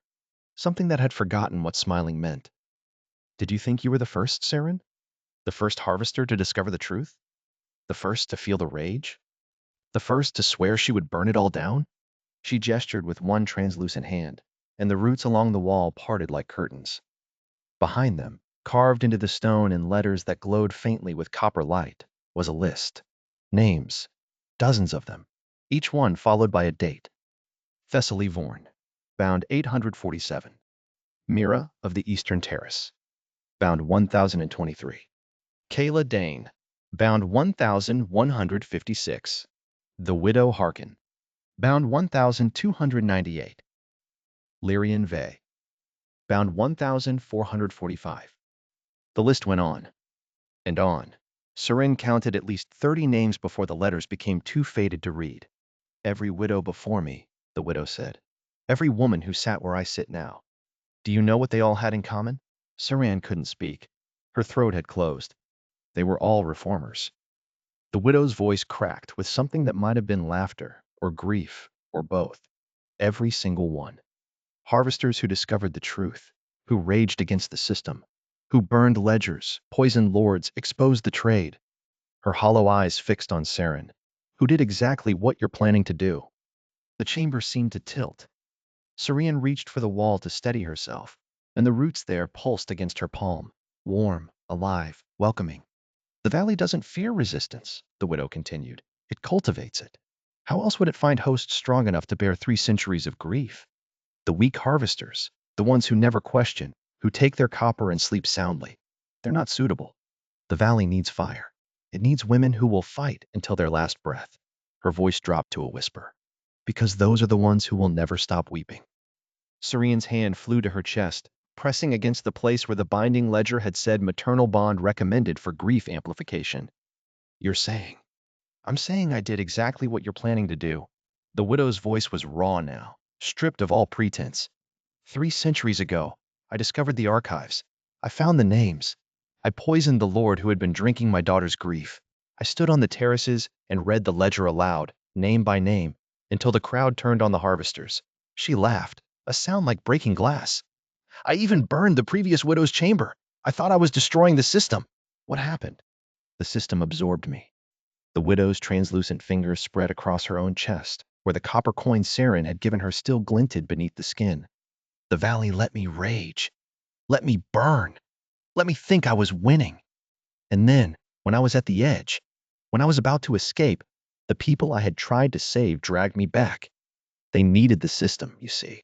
The copper, the trade, the lie that their grief had purpose. Her voice broke. They gave me to the valley themselves. and the valley was waiting. Saran's legs buckled. She caught herself on her knees, her hands pressing into the cold stone floor. The roots around her shifted, not threatening, but anticipatory. I was like you once, a harvester. The best of my generation. Steady hands, controlled emotions, efficient. The word came out like poison. I had a daughter. She was taken by fever when she was 6 years old. And her voice cracked, the first human sound Saran had heard from her. I harvested her tears myself. I told myself it would help, that the copper would feed us, that her grief would serve a purpose. Saran stopped breathing. The valley saw my efficiency, my willingness to sacrifice, and it rewarded me. The widow's laugh was the sound of roots splitting stone. It made me essential, bound me to the channels, fed me the grief of every mother, every child, every loss that passed through this place. I became the heart of the system I had served, the victim who became the machine. But you're warning me, Saran said, her voice barely a whisper. You're telling me this so you can what? The widow's voice was gentle now, almost tender. Escape? I've told this story to every harvester who came seeking answers, Sarin. I've warned them all. I've begged them to run, and every single one of them fought anyway, and every single one of them ended up on that wall. She gestured to the list of names. In the torchlight, Saran could see that the most recent entry was only partially carved. Saran Vey. Bound. The date was blank. Waiting. The valley watches those who dream of leaving, the widow said. It has been watching you for 20 years, long before you found the archives, long before you tasted your daughter's grief in Vasek's study. Her hollow eyes held Saren's. You were always going to come here. You were always going to fight. And you were always going to lose. Then why tell me anything? Saran's voice cracked. Why warn me if the warning itself is part of the trap? The widow was silent for a long moment. When she spoke again, her voice was barely audible. Because I cannot stop hoping. The words came out broken, fractured. Because every time I think, perhaps this one will be different. Perhaps this one will run fast enough. Perhaps this one will find a way I never could. Tears welled in her hollow eyes. Real tears, not the recycled grief the channels fed back to her. And every time, I am wrong. But I cannot stop. The hope is all I have left. The valley could not take that from me. Her voice dropped to a whisper. Or perhaps it left it deliberately. Perhaps hope is the cruelest trap of all. Surin stared at her, at the translucent flesh, the roots threading through what had once been a woman, a mother, a harvester with steady hands. She saw herself in 3 centuries. She saw her own name waiting on that wall. And she understood, with terrible clarity, that the widow was right. The valley didn't fear her rebellion. It was counting on it. I can give you something, the widow said. She reached into the hollow of her chest and withdrew a small copper vial, slick with her own tears. This will destroy Vasek. It will give you your vengeance. It will let you read the ledger to the crowds and watch the system burn. Suran reached for it, her fingers trembling. But it will not save you. The widow pressed the vial into her palm. Nothing will. The valley has been preparing for you since before your daughter was born. You are exactly what it wants. And when you are done burning, when you have exhausted your rage, when you stand at the valley's edge and think you are finally free. She let the sentence hang. The people will bring you back, Saran finished, her voice hollow. Because they need the system. Because they choose the system. The widow's fingers tightened around Saran's for a moment, cold and desperate. That is the truth I could not face. The valley endures not because it is unstoppable, but because people want it to. Because grief is easier than change. Because the copper feeds their families. Because the lie is more comfortable than the truth. Serene's fingers closed around the vial. It was warm, warmer than it should have been, pulsing with something that felt almost like a heartbeat. Go, the widow whispered. Do what you came to do. Burn it all. I will watch, as I have always watched. Her hollow eyes glistened. And when you join me on that wall, I will tell the next one the same story. And the next. And the next. Serene turned and fled. The chamber let her go, the copper channels humming in her wake, their song a dirge. The widow's voice followed her, not in words but in sensation, a pressure against her spine, a whisper in her bones. You already know the answer. She climbed, her boots slipping on the copper steps, her breath ragged, her hands shaking. The torch guttered and died, but she did not need its light. The widow's truth burned brighter than any flame. She had taken the coins. She had harvested the tears. She had been complicit. And now she knew. Her rebellion was not resistance. It was audition. The valley was not threatened by her awakening. It was selecting her. The roots, remember. Marin ran. Her bare feet slapped against the salt-crusted path, each impact sending shocks of pain through her heels. The valley's edge was close. She could see it, a dark line where the white terraces gave way to forest, to freedom, to a world that had never tasted grief wine or paid copper for a mother's tears. Her lungs burned. Her legs screamed. The roots in her veins, the ones that had been threading through her for weeks, the ones she had tried to ignore, pulsed with every heartbeat, urging her to stop, to rest, to surrender. She did not stop. The cottage was behind her now, a dark shape against the terraces. She had waited until Saren left for the widow's chamber, then gathered nothing. No clothes, no coin, no vial, and fled. The valley could have her grief. It could have her guilt, but it would not have her. 20 more steps. 15. The trees were so close she could smell them. Pine and rain-washed earth. The clean scent of a world that did not harvest sorrow. Her vision tunneled, the edges blurring to white. Her heart hammered against her ribs, against the roots that had wound around them, against the valley's hunger that she could feel pressing against her spine like a hand. 10 steps. 5. The first root erupted from the ground directly in front of her. Marin skidded, her heels carving furrows in the salt. The root was thick as her arm, pale and glistening, its surface threaded with copper veins that pulsed with slow, deliberate rhythm. It coiled across the path like a sleeping serpent, blocking her way. No! The word tore from her throat. No, I'm leaving. I'm leaving. More roots rose around her. They punched through the salt on either side, weaving together into a wall of living wood and ancient hunger. She spun, searching for a gap, but they were everywhere now, behind her, before her, closing in like the bars of a cage. She threw herself at the nearest gap, clawing at the tangled wood, her nails splitting against bark that felt like frozen flesh. The roots did not yield. They curled around her wrists, gentle as a mother's hands, and pulled her back. You can run, the valley whispered.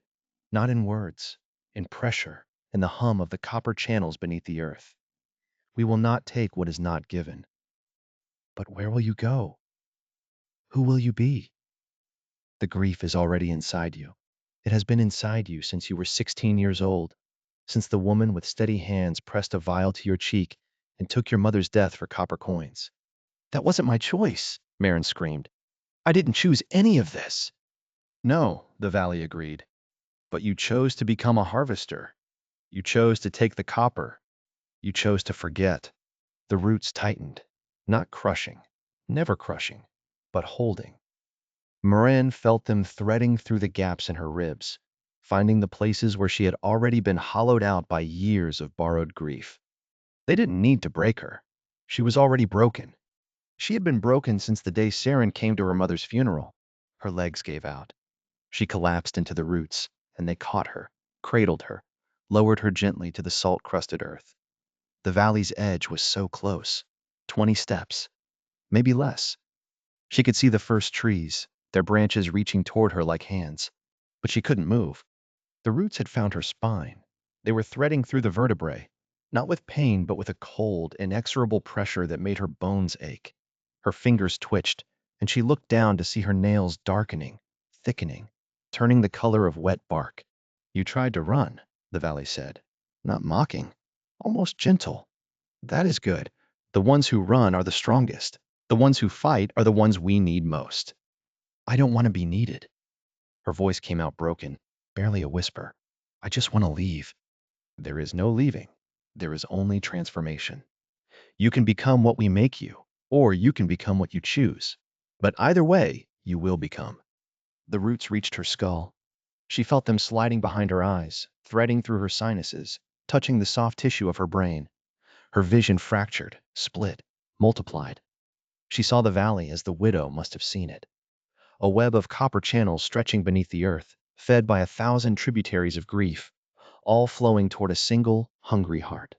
And she saw herself, 20 steps from freedom, cradled in roots that would never let her go. Marin, Surian's voice, distant but clear. Marin turned her head, slowly, so slowly, the roots guiding the motion, and saw her mentor running up the path, her face white with terror. Marin, hold on. I'm coming. Surian reached the edge of the root wall and began tearing at the tendrils, her hands bleeding where the bark cut her palms.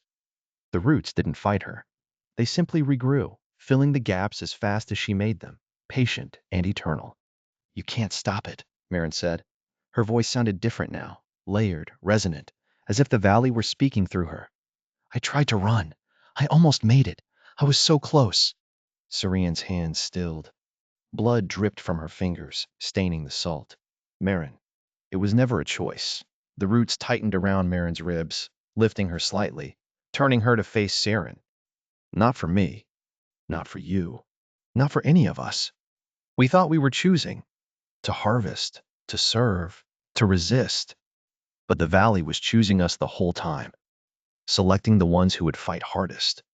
Because those are the ones who weep longest. Surian's face crumpled. She pressed her bleeding hands to the root wall, as if she could hold back the tide with flesh and bone. I'm sorry. Gods, Marin. I'm so sorry. Don't be sorry. Marin's voice was fading now, the valley's hum drowning out her words. Be angry. Use it. Burn it all down. She tried to smile, but her face was hardening, the skin turning the color of salt-crusted driftwood. Just don't pretend you had a choice. None of us ever did. The roots closed over her mouth. The last thing Marin saw was Saren's face, the tears tracking down her cheeks, the rage building behind her eyes, the way her hands clenched into fists. Good, the valley hummed through Marin's dissolving thoughts. She's almost ready. Then the darkness took her. Surian stood at the edge of the root wall for a long time. The sun moved across the sky. The salt crust dried and cracked beneath her boots. The blood on her hands crusted over, then flaked away. The roots that had taken Marin sank back into the earth, leaving only a shallow depression in the path, a grave that wasn't a grave, a marker for a woman who wasn't quite dead. Marin was still in there. Surian could feel her, the way she had always been able to feel the grief in a vial before she opened it. A presence, a weight, a sorrow that would never fully dissolve. The valley had taken her, not because Marin was weak, not because she had given up, but because she had tried to run, and the valley had been waiting. The ones who run are the strongest. The ones who fight are the ones we need most. Surian turned away from the shallow grave. The valley stretched before her, white and hungry, the terraces gleaming in the afternoon light. The widow's copper vial pressed against her hip, warm as a heartbeat. She had promised Marin she would tell the truth. She would keep that promise, even if it killed her, even if it made her exactly what the valley wanted. The ledger of names. The candle guttered. Surian's fingers, slick with ink, paused mid-motion above the page. The quill trembled, not from weakness, but from the weight of what she was about to write. Outside, the hollowed valley held its breath, the terraces silent beneath a sky choked with stars. The air smelled of salt and old paper, of the copper coins tucked into the hem of her sleeve, their edges biting into her wrist like tiny accusing teeth. She had begun at dusk. The first name had been the hardest. Lord Vasek. 3 strokes of the quill, a date beside it. 20 years prior, the first harvest she had ever overseen under his instruction.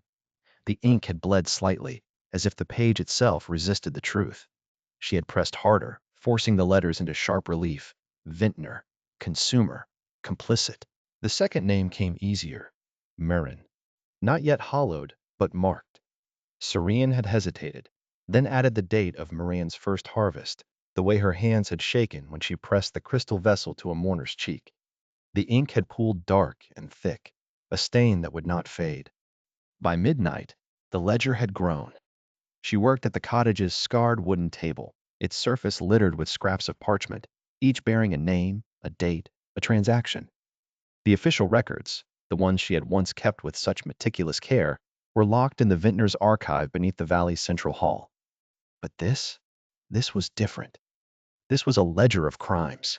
The candlelight cast long shadows across the pages, turning the names into something alive, something that writhed beneath her gaze. She did not flinch. She had spent 20 years harvesting tears, bottling grief, trading in sorrow. She knew the cost of looking away.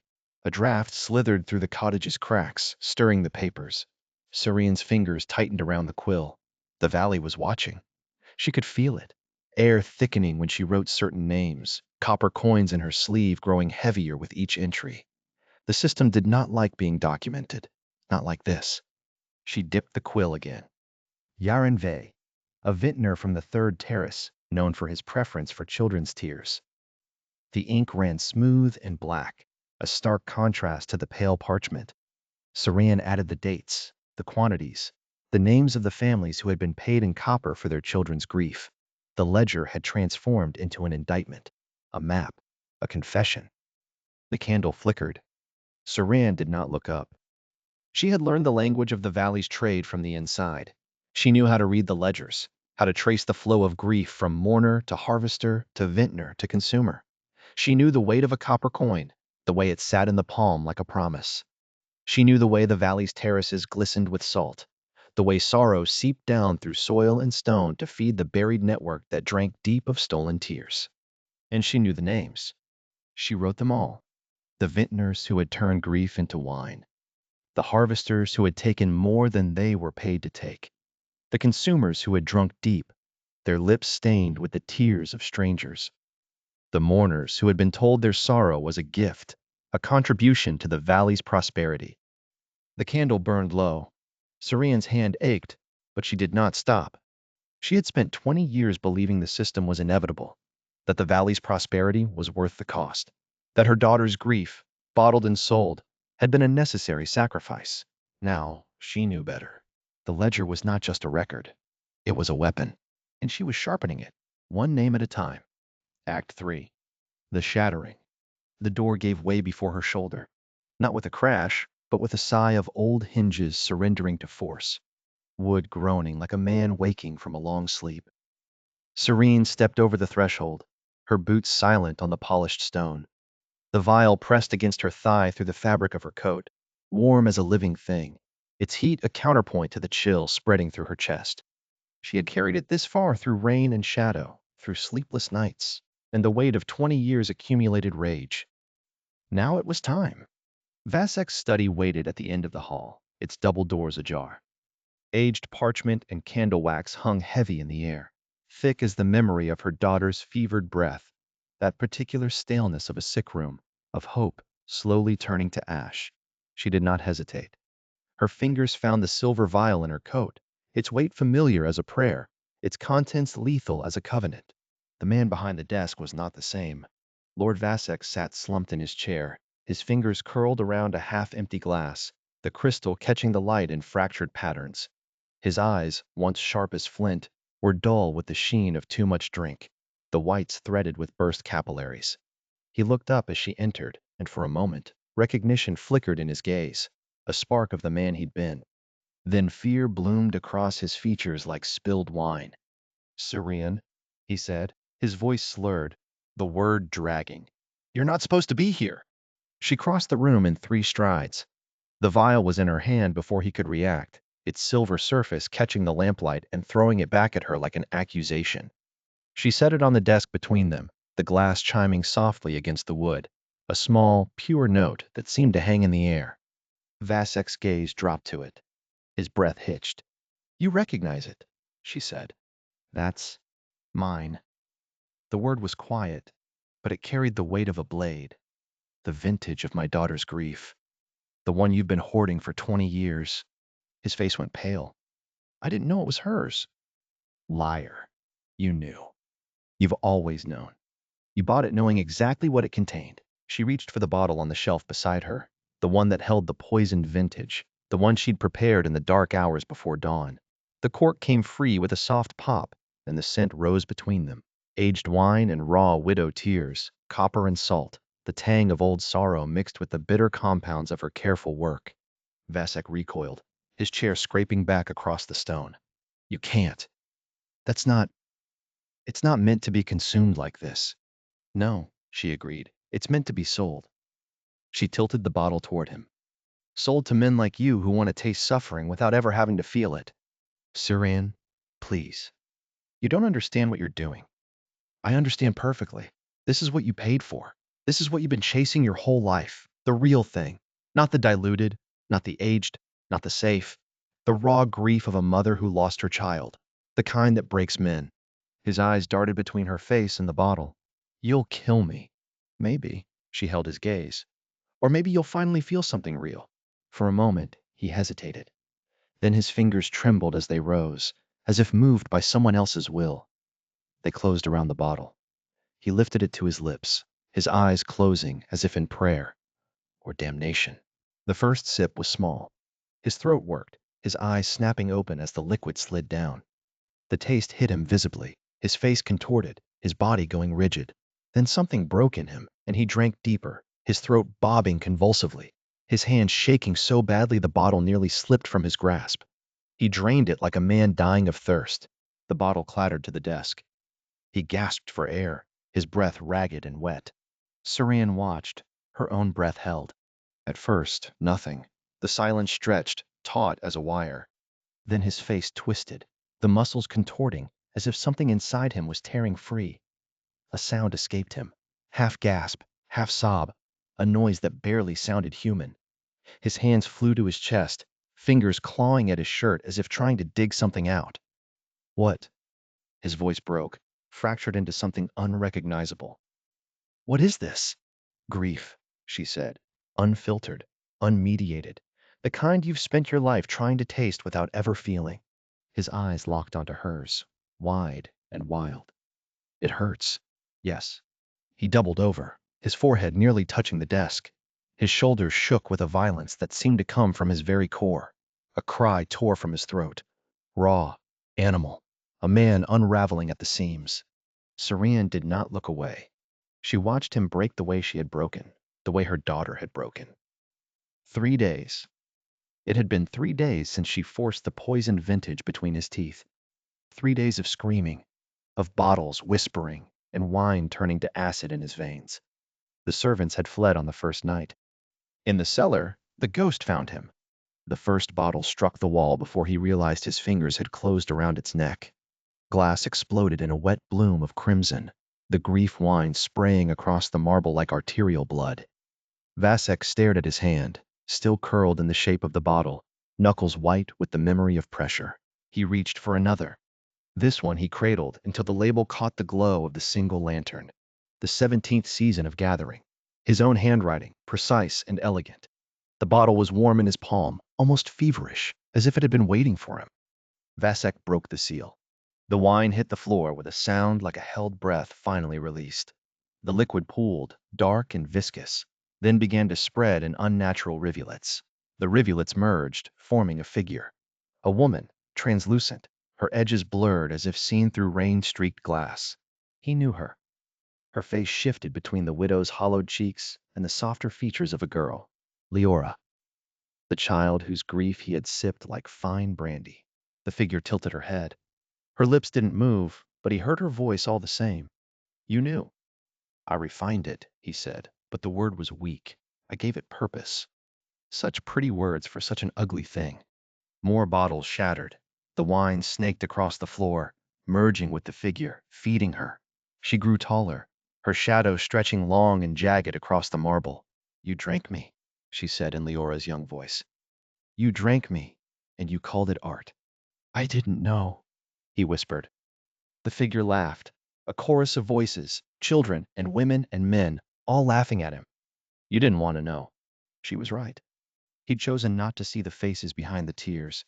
He'd chosen to believe the grief he consumed was abstract, a flavor, not a life, not a death. The figure's hand closed around his wrist. Her fingers were the cold of deep water, of places where light never reached. You will feel it all. Every drop, every life, every death. The bottles around them began to tremble. They rattled against the shelves, a chorus of glass chimes, their contents sloshing in time with his pulse. The sound grew louder, and then they exploded.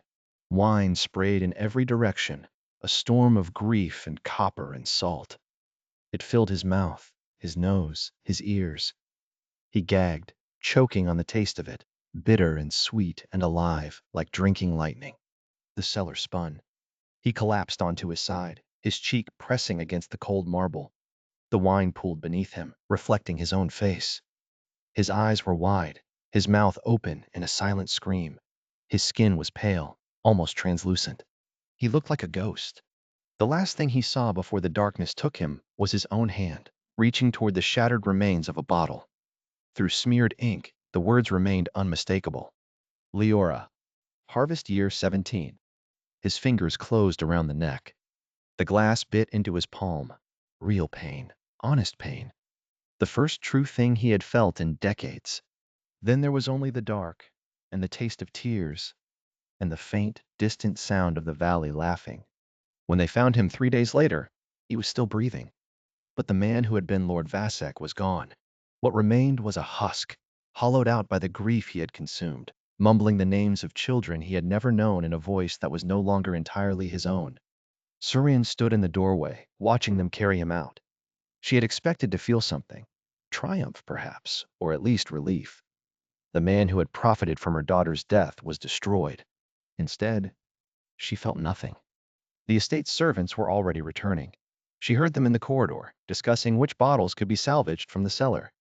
A merchant had arrived that morning, asking if the vintage would continue. Lord Vasek's clients are concerned about their orders, he'd said, as if the screaming were merely a temporary inconvenience. Marin appeared at her elbow.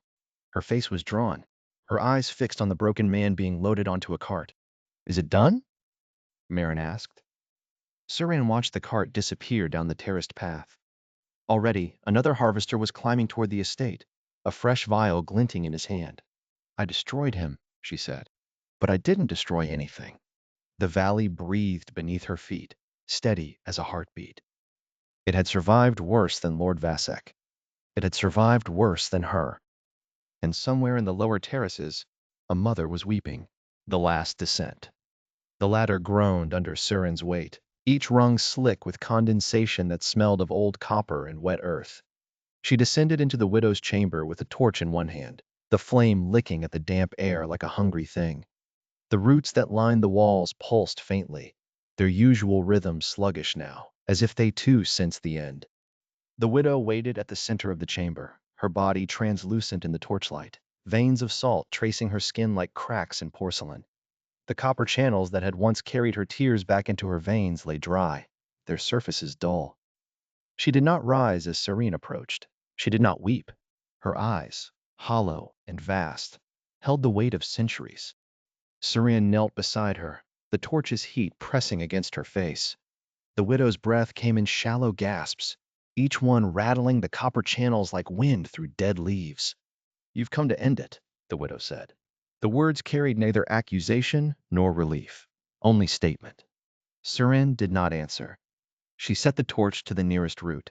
The flame caught slowly at first, then spread with a hiss, consuming the withered tendrils in seconds. The widow did not flinch. I am not the first. The words were barely a whisper. I will not be the last. Serene's hands stilled. The fire crackled around them, devouring the ancient bindings. The widow's fingers, thin as dried reeds, brushed against Serene's palm. A single copper coin rested there. Take it, the widow said, not as payment, as witness. Serene closed her fingers around the coin.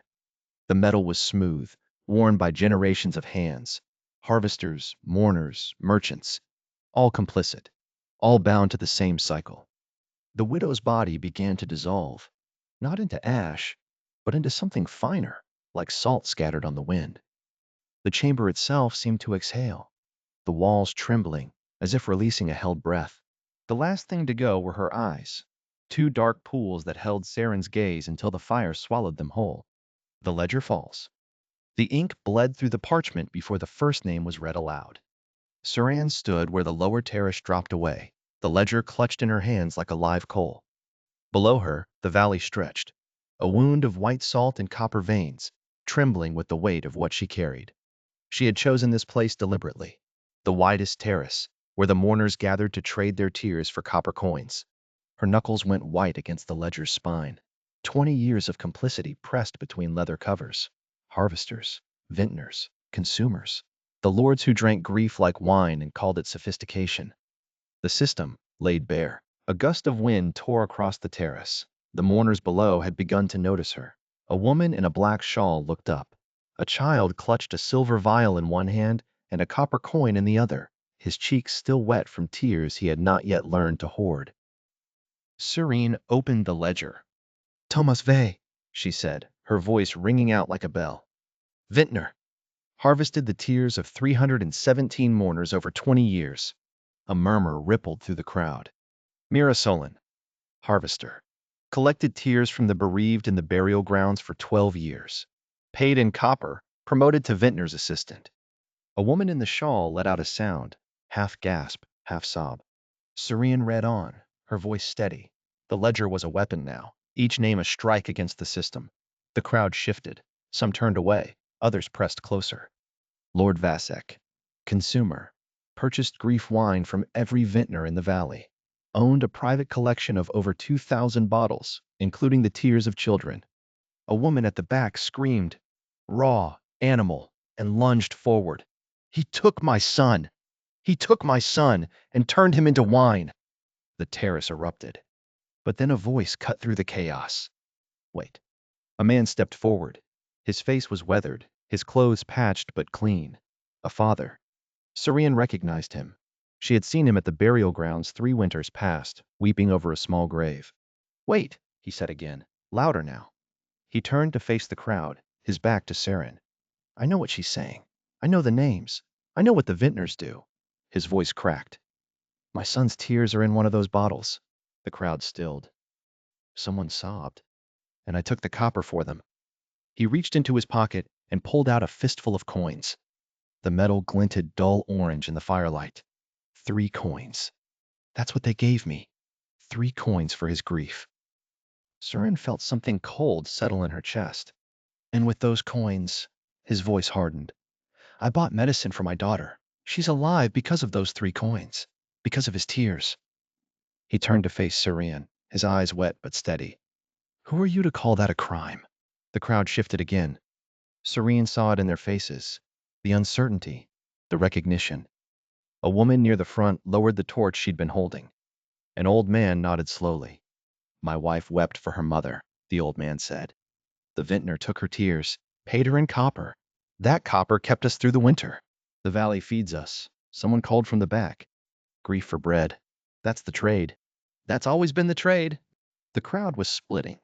Serene could see it happening. A fault line running through the terrace, dividing those who clutched their torches from those who stepped back. Their faces troubled. A woman with ash-gray hair pushed to the front. You think you're the first to try this? She asked Serene. To read the names and light the fires?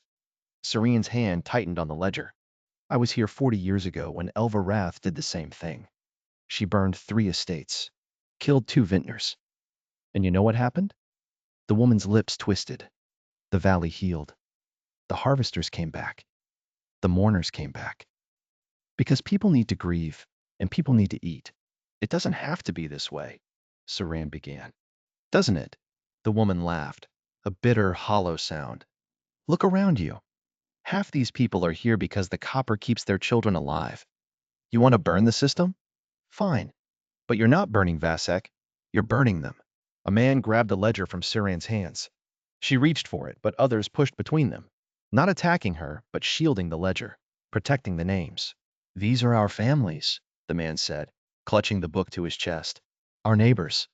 You want to read them out like criminals? They were complicit. We were complicit, he shouted. Every single one of us. I gave my mother's tears to a harvester when I was 14. Does that make me a monster? The terrace had become 2 crowds now. On one side, the ones with torches, their faces twisted with fury. On the other, the ones who had stepped back, their expressions troubled, uncertain, defensive. And between them, the flames from the widow's chamber climbed higher. The woman who had screamed about her son turned on the man with the ledger. How can you defend them? After what they took from us? Because I took too, he roared back. We all took. That's how we survived. A torch flew through the air. Thrown by whom? Serene couldn't see. It landed on the nearest cottage's thatch. The fire caught immediately, hungry and bright. Someone screamed. Bodies surged in both directions, some running toward the fire, others running away. A woman tackled the torch thrower. A man swung a fist at a harvester. The ledger was torn, pages scattering across the terrace like leaves. The names were being read aloud now, not by Sirin, but by the mourners themselves. Some reading in accusation, others reading in defense. This is my father. He was trying to survive. Syrian stood at the center of the chaos, the copper coin still warm in her palm. She had wanted to give them the truth, to show them the horror of what they'd built. But they already knew. They had always known, and they had chosen it anyway. The flames spread. The crowd tore itself apart. The valley groaned beneath them, its roots trembling with something that might have been pain or hunger. This was not revolution. This was fracture. And Syrian was not a liberator. She was just another wound. The edge of the valley. The wind carried salt and copper. Syrian's boots crunched over brittle vine leaves as she climbed the last terrace, the ledger's ashes still warm on her hands. Below, the hollowed valley stretched in skeletal white, terraces cracked like old bone, roots exposed where the soil had sloughed away. The edge was close. She could see the path narrowing, the first trees of the outside world rising like sentinels beyond the valley's last breath. She ran. Her boots struck the salt-crusted earth in ragged beats. 20 years of rage had brought her here. Vasek destroyed. The widow burned. The ledger read aloud to a crowd that had torn itself apart over what she'd revealed. The trees were so close now, she could smell the green of them, the clean scent of pine and rain-washed earth, air that had never tasted grief. 20 more steps. 15. The hand closed around her ankle before she heard the footsteps. Syrian went down hard, her chin striking the salt crust, her teeth clacking together. She twisted, kicking, but more hands were on her now, grabbing her wrists, her shoulders, her hair. She looked up into faces she recognized. The father who had defended the system. The woman who had lowered her torch. The old man who had spoken of his wife's tears keeping them through winter. What are you doing? She fought, but there were too many. Let me go. I exposed them. I showed you what they were. You showed us what we were, the father said. His grip on her arm was iron. And now you want to run? They dragged her backward, away from the trees, away from freedom. Her nails left furrows in the salt. She screamed, but the valley swallowed the sound. If she leaves, someone said, the woman with ash-gray hair, the one who remembered Elva Wrath, the valley dies. And if the valley dies, we all die. A dozen voices finished. Syrian twisted to look at them. Their faces were hard, not with malice, with something worse. Resignation, calculation. The look of people who had done the math and decided that one woman's freedom was not worth their children's lives. The widow is gone, the old man said. His voice was almost gentle. The roots need someone. The channels need someone. He wouldn't meet her eyes. Better you than my granddaughter. No, Syrian's voice cracked. I did everything. I burned her. I exposed them all. You did, the father agreed. He was still holding her arm. His grip hadn't loosened. You showed us the truth, and now you know it too. He finally looked at her, and there was something like pity in his eyes. The system doesn't survive because people don't know. It survives because they do know, and they choose it anyway. They lifted her. Syrian fought, kicking, biting, screaming, but the hands held firm. A procession of the ordinary, the complicit, the survivors. They carried her back through the terraces she had walked for 20 years, past the cottages where children still played, past the freshly dug graves where copper coins still changed hands. No one looked away. No one hid their faces. They wanted her to see that they knew exactly what they were doing. The pit where the widow had burned was still warm. Ash and blackened roots lined its edges, and the copper channels at its heart still glowed faintly, waiting.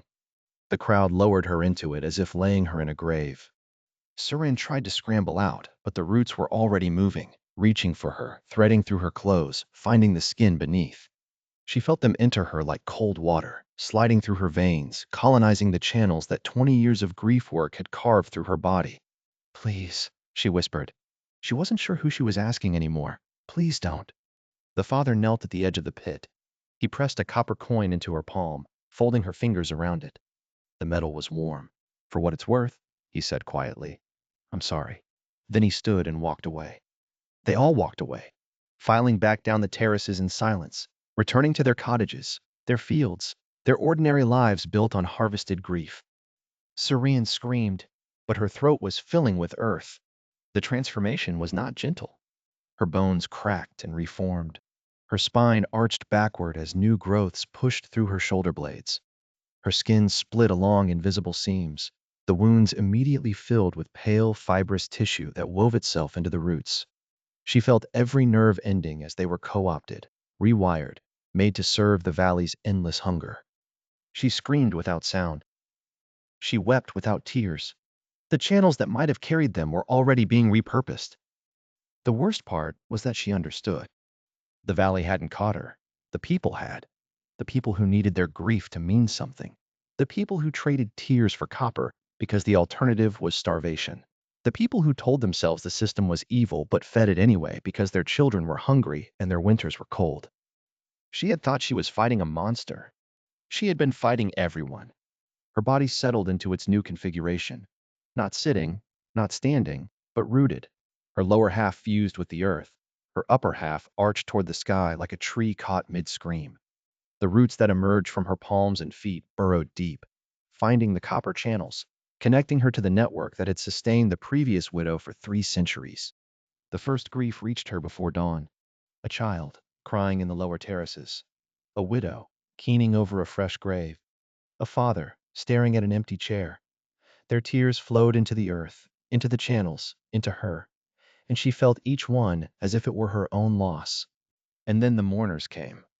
They approached her in a silent line, copper coins in their hands, vials at their belts. The woman in the ash-gray hair. The father who had been sorry. The old man who had spoken of surviving winter. They knelt before her one by one, as they had knelt before the old widow, and pressed their coins into the salt at her feet. "For my daughter," one whispered. "For my husband," said another. For the harvest to continue. They were not ashamed.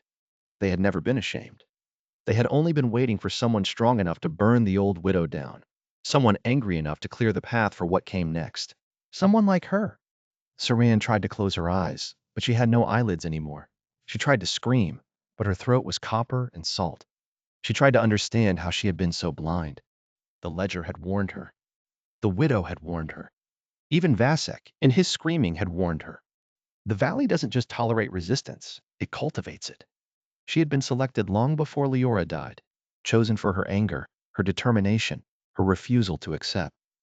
The valley had watched her grow strong on grief, had nurtured her rebellion like a patient gardener tending a difficult vine, and now she was exactly where she was supposed to be. The sun rose over the hollowed valley. The terraces gleamed white and copper in the morning light. Smoke still rose from the estates above, and the ledger's ashes scattered on the wind. Nothing had changed. The harvesters would return. The mourners would weep. The copper would flow.